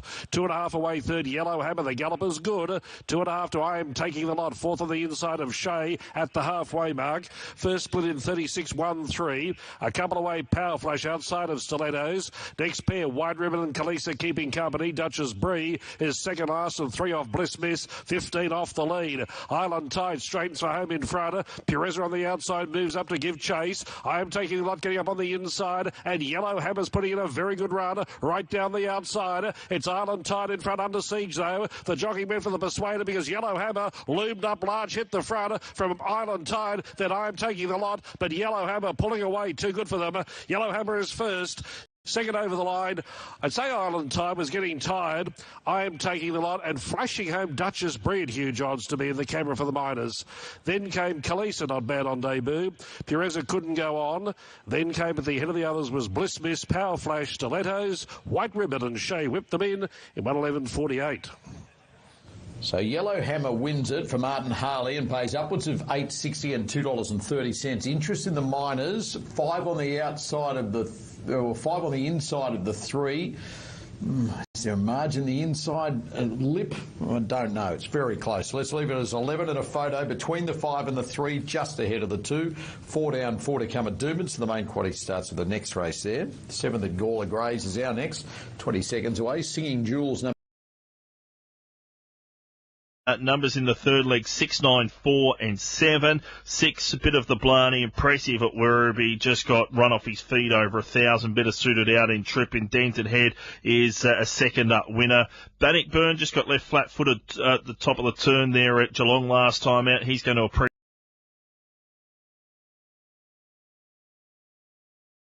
step, post some value there at around that $4.40 quote. I thought she was terrific in a pretty strong Class 3 last start that's already produced a subsequent 3-year-old winner over the weekend in Becca Lotti. The blinkers go on back to a Class 1. I think she maps well, and she's also proven in that softer going if that rain does hit. So I think she's a nice bet. And also race 3, number 8, Miss Ava, looks just about ready to win one as well. There's been a good push for the first starter for Grant and Alana Williams. Don't trust Judas, but she's had plenty of merit in 2 runs this campaign. She's made her run along 2 cold fences at both starts, and the performances haven't been too bad considering beating only a couple of lengths Diamond Command, who's now a very well credentialed 4-year-old. So tricky draw from barrier 10, but there's some speed coming across from out wide. I think if Jo Azzopardi can either follow it across or get some cover, she'll be hard to hold out if she handles the track. Okay, so we'll watch those 2 tips very closely indeed. Gawler race number 3 to go in 2 over the 1200 one. Belmont Avenue is $1.65 in from $2.20 for Opperman. Jajita Bug is 12. Number 3, Jafil is 23. 4, Rapid Ride, and 5, Bonjour Blue, both 51. 6, Hostess Susie, she's 3.30. 7, Mystic Knots, 12. Number 8, Pomodoro, 34. 9, Ritz, 126. And 11, Black Marmalade, 51. Favourite number 19 is Odds On with Belmont Avenue at $1.65. Hamilton, the harness, race number 3 to go in 4. We're over the 1,660 metres. And 1, Sweaters Minlazi is 260. 2, Skyful of Stars, 350. 3, Shady Dancer, 440. 5, Icon Motor, 12. Number 6, Hear the Call, 460. And 7, Smile Say Cheese at 21. Race 4 at Randwick on the Kenzo. Been a good meeting today. Waterhouse bought away with a double early. And number 1 is Too Big Fari at 10. 2, Lavoir is 19. 3, Akahoro is 20. 4, Jesse James, 23. 5, Fuller, 550. 6, Bet Out of Hell, good push for this. 265 into 230 for McDonald. 7, Sumo Star is 10. Number 8 is Suasive at 750 a drifter. And 9, The Replicant is $8. Been around that mark for Timmy Clark. Favourite number 23 is with 6, Bet Out of Hell. Okay, Doomben, race number 4, interims are in. They certainly are. The winner there, number 11, Yellow Hammer for Martin Harley, 9.10, 2.30. Second, 5 Island Tide 140. Third 3, I Am Taking the Lot 180. And fourth number 2, the Quinella 1160. Exacta 3230. Trifecta 137.30. First 4, 11.532. $1,760.80. The double on 1 and 11. 101.40. And the early quaddie 5, 2, 1, 11. $8,895.10 with 4 and 7, the 2 scratchings. Here's Ned Taylor, trainer of Belmont Avenue next. Your training career, mate? Yeah, that'd be the way to go. Market saying there's probably 2 distinct winning chances. Belmont Lining up well. He was pretty confident, the trainer, Ned Taylor, about this horse. He should be. It's $1.60. Let's head on course there now. Black Marmalade about to complete the line. So Belmont Avenue heavily back, $1.60 fixed price favourite. All loaded away. Favourite drawn in gate 2. They're often racing. Belmont Avenue just took a bit of an awkward stride out of the machine, but didn't lose too much ground. In the centre, Jitterbug's forging forward with also Pomodoro. Pomodoro comes over and finds the rail from Jitterbug. Now Bonjour Blue searching up around them. Out 4 wide. Keeping it out there was Rapid Ride. Then came Belmont Avenue, who's around 5th, so favourite gets into a gun spot early. Next one, Ritz. Then on its back would have been Joe Fiel. Followed further back by Mystic Knot. 2 further back, Black Marmalade. And the last one there, Hostess Susie, probably about 7 off the speed. They're not breaking any records with around 1,200 left to travel. 1,500 left to travel here, I should say. Rapid Ride now searches to the lead. Took it up, trying to come across and find the rail. Pomodoro was next. Then came Bonjour Blue, who's lugging forward. 3 wide without cover. Now getting a little bit of a sit was Jitterbug. Just got a little bit keen there. Then Rapid Ride. Belmont Avenue getting a peach of a run about 5th or 6th, one off the rail. Then came Mystic Knot. Next one, Joe Fiel. Black Marmalade posted 3 wide. And last of all was Hostess Susie. Around about 1,050 left to travel here in the third at Gawler. In front, Rapid Ride. They're not breaking any records. Leads a half. 2 on the outside, Bonjour Blue, who had to do a bit of early work. Then came Pomodoro in the yellow jacket. Jitterbug 1 out, 1 back now. Next one, Rapid Ride, who's covered up by Belmont Avenue. Then came Black Marmalade, Joe Fiel. Then came Mystic Knot and Hostess Susie about to get on its bike. They'll click this up soon. They start to work down the side now. Rapid Ride starting to pick up the pressure now. Leads by a half to Bonjour Blue. Jitterbug out after them 3 wide. Belmont Avenue starting to search up around them on a 4 wide line. Going with it, Black Marmalade. Now Pomodoro looks like it's under pressure, starting to go backwards. Hostess Susie's run up behind them. They work up towards the corner. This favourite's travelling well. Belmont Avenue in the centre of the track struck the lead from Jitterbug down low. Then came Black Marmalade. Hostess Susie starting to run on. Then Joe Fiel at the head of the others. It's Belmont Avenue though at the 150 in full flight. Out by 2 to win second. Hostess Susie. Belmont Avenue 2 clear of Hostess Susie. Then Black Marmalade, but an easy watch for favourite punters. Belmont Avenue salutes by about 2 to win second. Hostess Susie. Photo the Miners. Jitterbug, Joe Fiel, Black Marmalade. Then Mystic Knot, Pomodoro. Then Bonjour Blue, Rapid Ride, Ritz was one of the last ones to clock in. 1, 6, 2 and 11. 1, the winner, Belmont Avenue, $1.70, $1.10 defeats. The 6, Hostess Susie, $1.90. Third was the 2 there, Jitterbug, $1.80. Fourth in 11. Thank you, Riley. Now, Belmont Park is 11 minutes away and Randwick is 6 minutes away. We'll be going through this race at Hamilton. Just for your information, favourite is the 1, the Sweet as Melezi at $2.60 for Michael Bellman. But we'll be catching up with Darren McCauley pretty soon for his scene setter from Belmont Park. That rain due to hit very soon. And prior to going to Belmont Randwick, race number 4, 6 Bat Out of Hell is 240 out of 260, 240 to 260. All right, we better find out how Weather Track and Rail's looking out there at Belmont Park with Darren McCauley. Weather Track and Rail for Safeguard, WA's leading sire of 2-year-olds this season. Go to mogumbapark.com for details. With an eye to the sky, Darren McCauley, how's it looking out there? It's looking fairly ominous right at the moment, Marty, but a very good morning to you and welcome everyone here to our coverage of Wednesday racing. A big day, good crowd here with the parade of the Melbourne Cup, the Lexus Melbourne Cup for 2023, and of course the special guests at this luncheon today in Melbourne Cup winning greats, Damien Oliver, the hometown hero, and Corey Brown also out here as well at Belmont Park. So they've added a real dimension to the day of racing, brightening up a midweek card, but it has become very, very overcast. There is a light bit of rain around the metro area at the moment. They expect that will intensify through the course of the day. The Bureau, Marty, forecasting that we could get 20 mils of rain through the afternoon. At the moment, though, there's only just been a few drops here and there. The wind is starting to spring up as we speak, and conditions changing after a very mild morning. It remains quite mild, in fact, here at Belmont Park.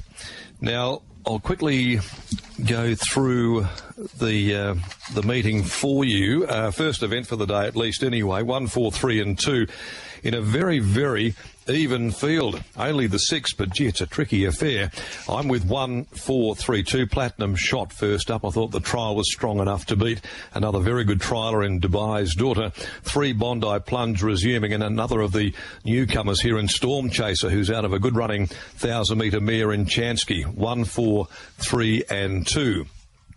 So the ground starts as a soft 5 today, and of course the rail at 18 with the cutaway and the small field just making their way down to the yard. Marty, we'll be back in a few moments. Lockie Taylor's back from an extended break overseas, and he'll be back once again joining us from the yard about 8 minutes away from the opening event on the program, with the WOP having Dubai's Daughter from the very much informed Grant and Delana Williams yard favourite 350, 340 ahead of Platinum Shot 310 to 360. It's the one that's got a bit cool in the market. Storm Chaser 5, Bondi Plunge at $394 in and around that mark. Woburn Gold, not to be underestimated, 8 in a point to 7, and the Ruffia's Lady Ducati at $51. So a very intriguing race to start this card this afternoon at 12:39, and we'll be back with Lockie in the next few moments. Okay, thank you, Mac. Here's Kieran Maher, trainer of Bat Out of Hell. Go along quick enough. I think he'll probably be on the outer half of the track, so as long as they go quick enough, and that will enable him to get home from the back. We saw a couple of your stars returning here in the trials in Sydney, so King Colorado was back. Must be exciting. Yeah, very happy with him. He sort of got there on raw ability last preparation, and I was wrapped the way he trialled. He was very professional, and they need to keep stepping up, and I think he's made the next step. All right, best of luck here today, and of course throughout the spring. Cheers, thanks a lot.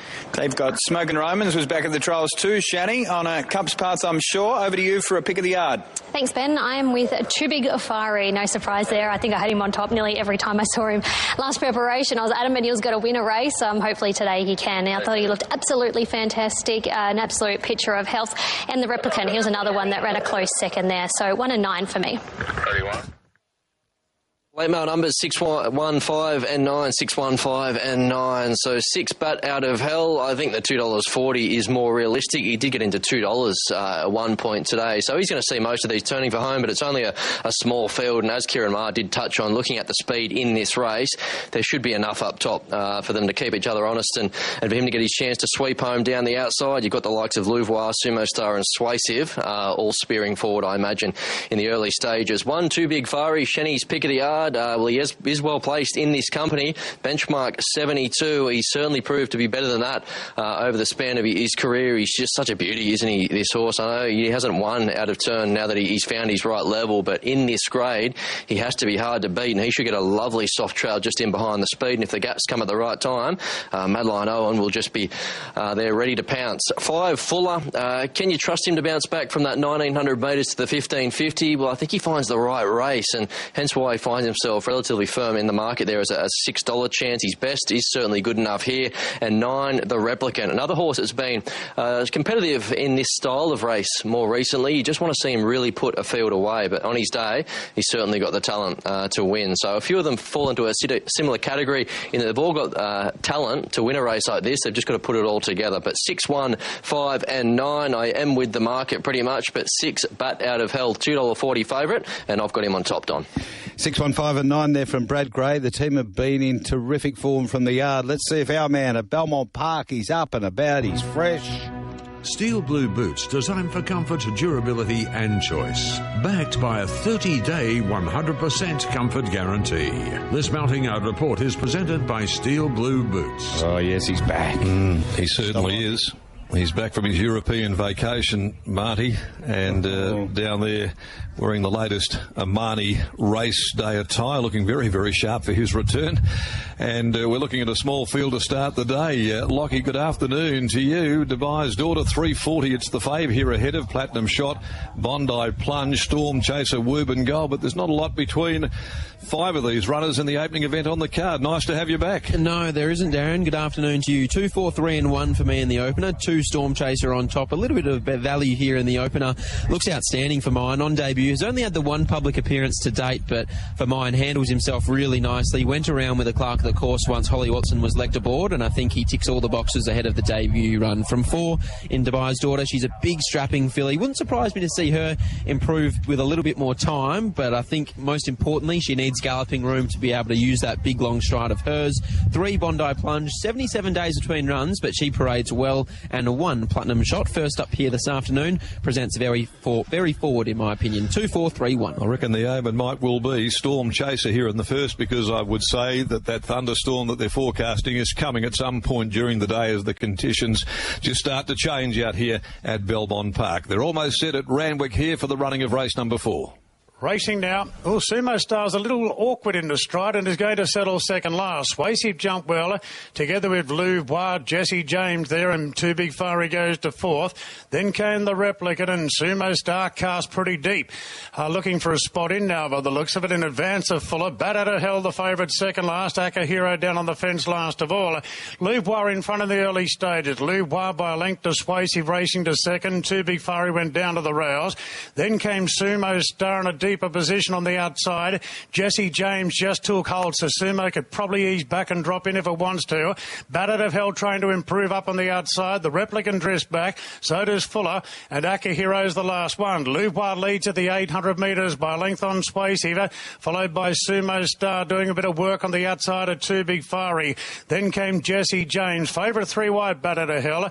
The Replicant getting a cosy run on the fence, but well off them now from Fuller, and Akahiro's back last of all. It's Louvois going well, turning for home by 2 lengths on Swayze. Then came Sumo Star, getting up the inside, Too Big Fiery. Now the favourite being wound up, Bad Adder Hell, 3 off them. Fuller running on, Akahiro running on, and now the Replicant's getting a split going right through the middle.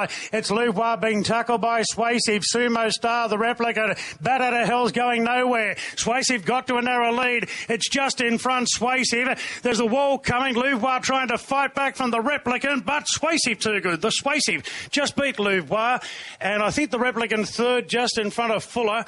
Then came Sumo Star from Too Big Fiery. Well, the favourite ran into it, Battered to Hell, and then it stopped.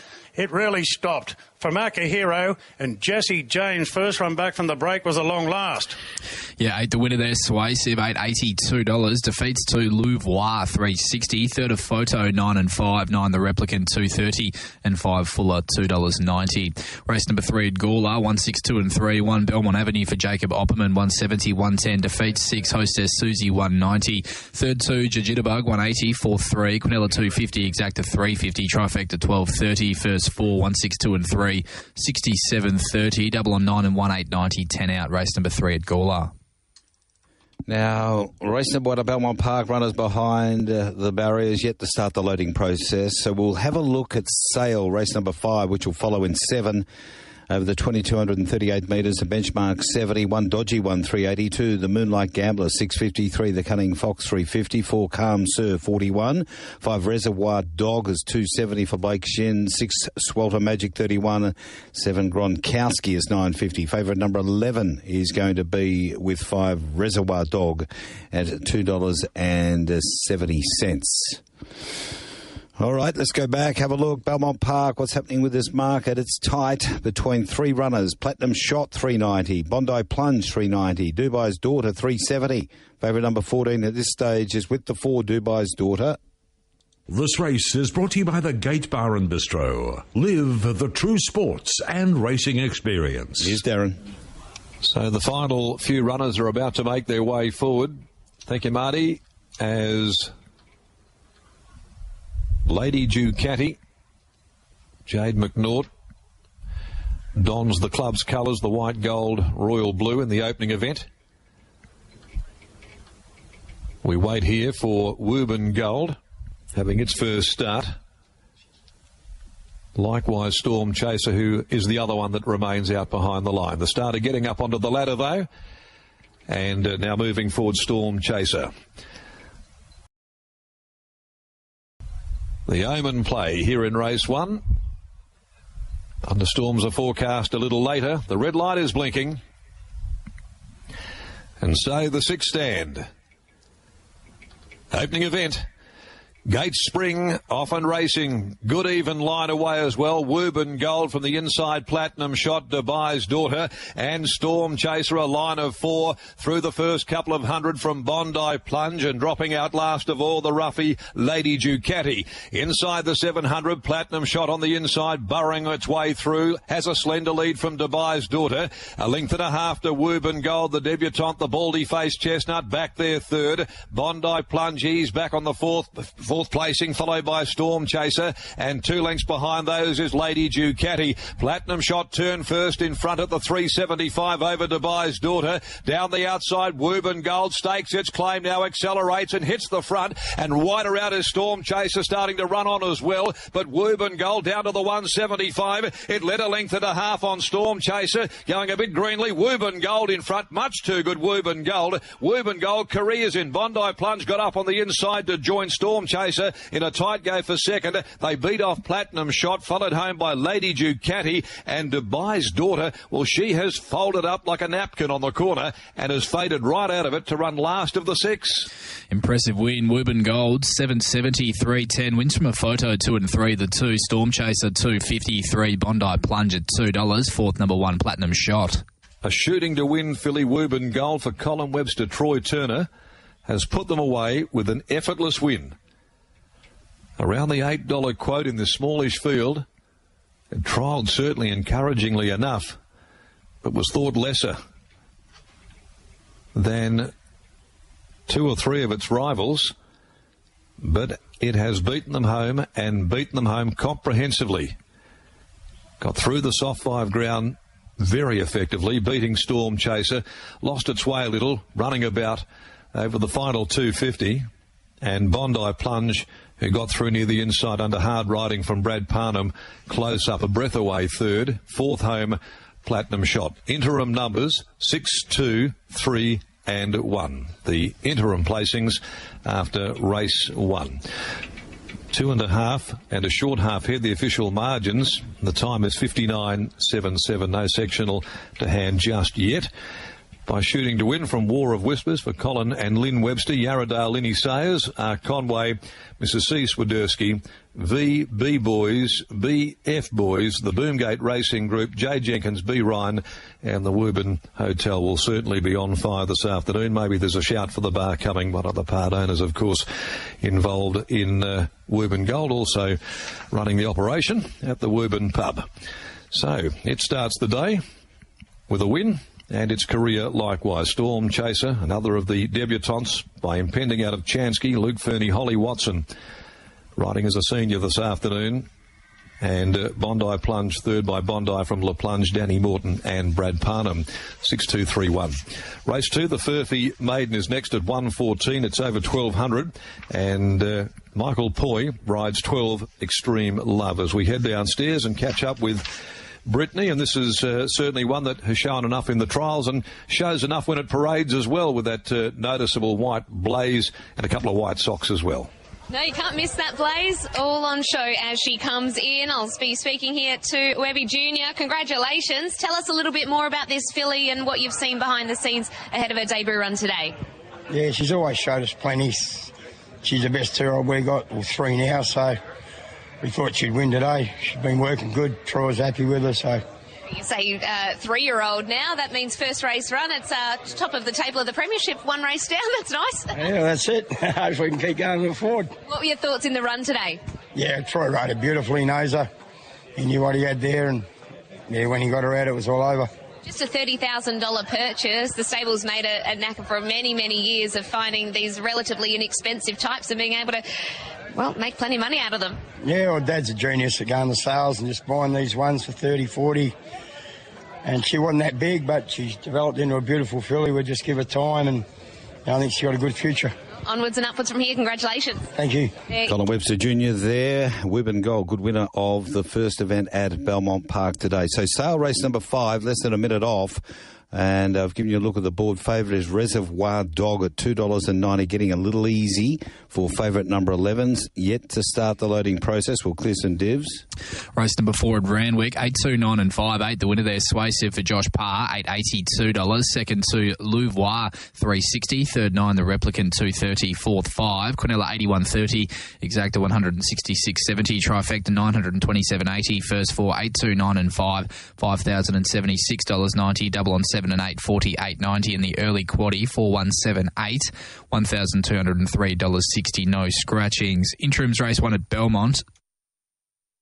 6, 2, 3 and 1. 6, Wooburn Gold, the winner for Troy Turner and Colin Webster, 770, 310. Second 2, Storm Chaser, 250. Third 3, Bondi Plunge, no third dividend. Fourth number 1, the Quinella, 1840. Exacta, 26. Trifecta, 133.50. First 4, 6, 2, 3 and 1, $190.90. No scratchings from the opening event at Belmont.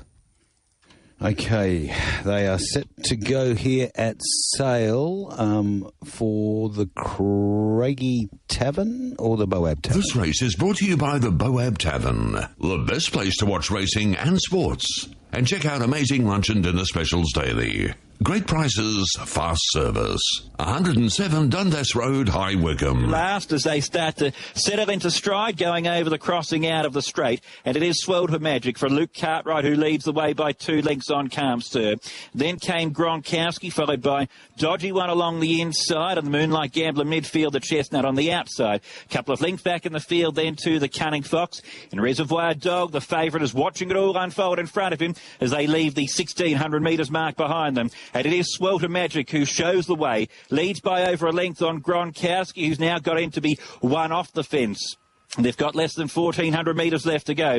Calm Sir is third. Dodgy One just kicking up along the inside to get closer to the leaders. The Moonlight Gambler midfield. Then the Cunning Fox, who's been content to settle second last. And Reservoir Dog, the one behind him, at the tail end of the field. So they're about halfway through the contest. Swelter Magic, the pilot, still leading at the top of the track by 2 lengths on Gronkowski. The tempo has increased. Dodgy One is third. Calm Sir fourth, a half length away on the outside. Then the Moonlight Gambler. Another couple of legs there to the Cunning Fox, the grey. Reservoir Dog is back last of all as they run along the side of the track. Inside the half mile they go. Swelter Magic has dictated terms so far. The chasers are starting to come though from Gronkowski. The Moonlight Gambler's now taking off around those horses. Followed by Calm Sir. Then Dodgy One who's got shuffled back. The Cunning Fox. Reservoir Dog is last, but it is a bunch field. The chips are down now with 450 metres left to go.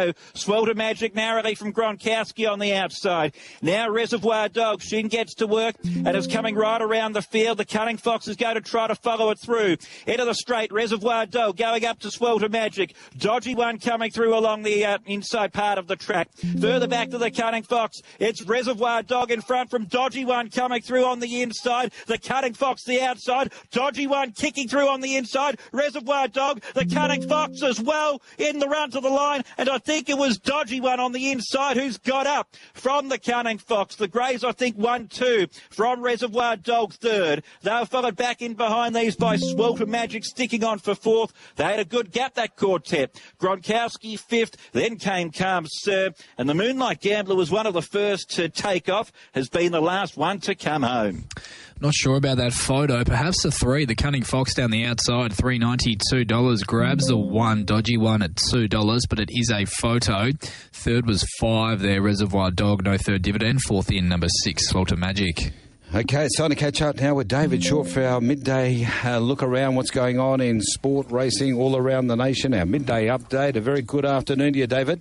Yeah, good afternoon to you, Marty, Riley, everyone tuned into TAB Radio. Great to be with you. We'll jump straight into the additional super picks for today for the punters. The last 4 races at Randwick and Sale, extra super picks there, so use those to advantage and get in early tonight at Cannington, races 1 through to 5, extra super picks there. So Randwick and Sale, the last 4 races this afternoon. Cannington tonight, races 1 through 5. And a tip 13 jackpot on the AFL and the Waffle this weekend, a tick over $3,000 carrying over there. Fantastic. Love playing the jackpots there in the tip 13. Now, what about Giddy Up Good Things? Giddy Up Good Things, a little bit light on. We head to Darwin for 3 of them, which is not a venue that I'm all that familiar with, but the ratings team have come up with race 2, number 4, Tiara Jewel, rated 250. It's under that at the 190. They head to race 3, number 1, American Jazz, rated 210, just under at the 190 there. And race 5, number 8, Virtuous Miss, rated 250. It's also been backed into $1.90. One good thing for the day out there at Belmont, we head to race 7, number 2, Divine Flirt, been very well backed, rated 180, and it's now into $1.70. So the Giddy Up Good Things today, they're Darwin race 2, number 4, Darwin race 3, number 1, Darwin race 5, number 8, and Belmont race 7, number 2. How about Scott Embry's mail? Scott Embry for this afternoon in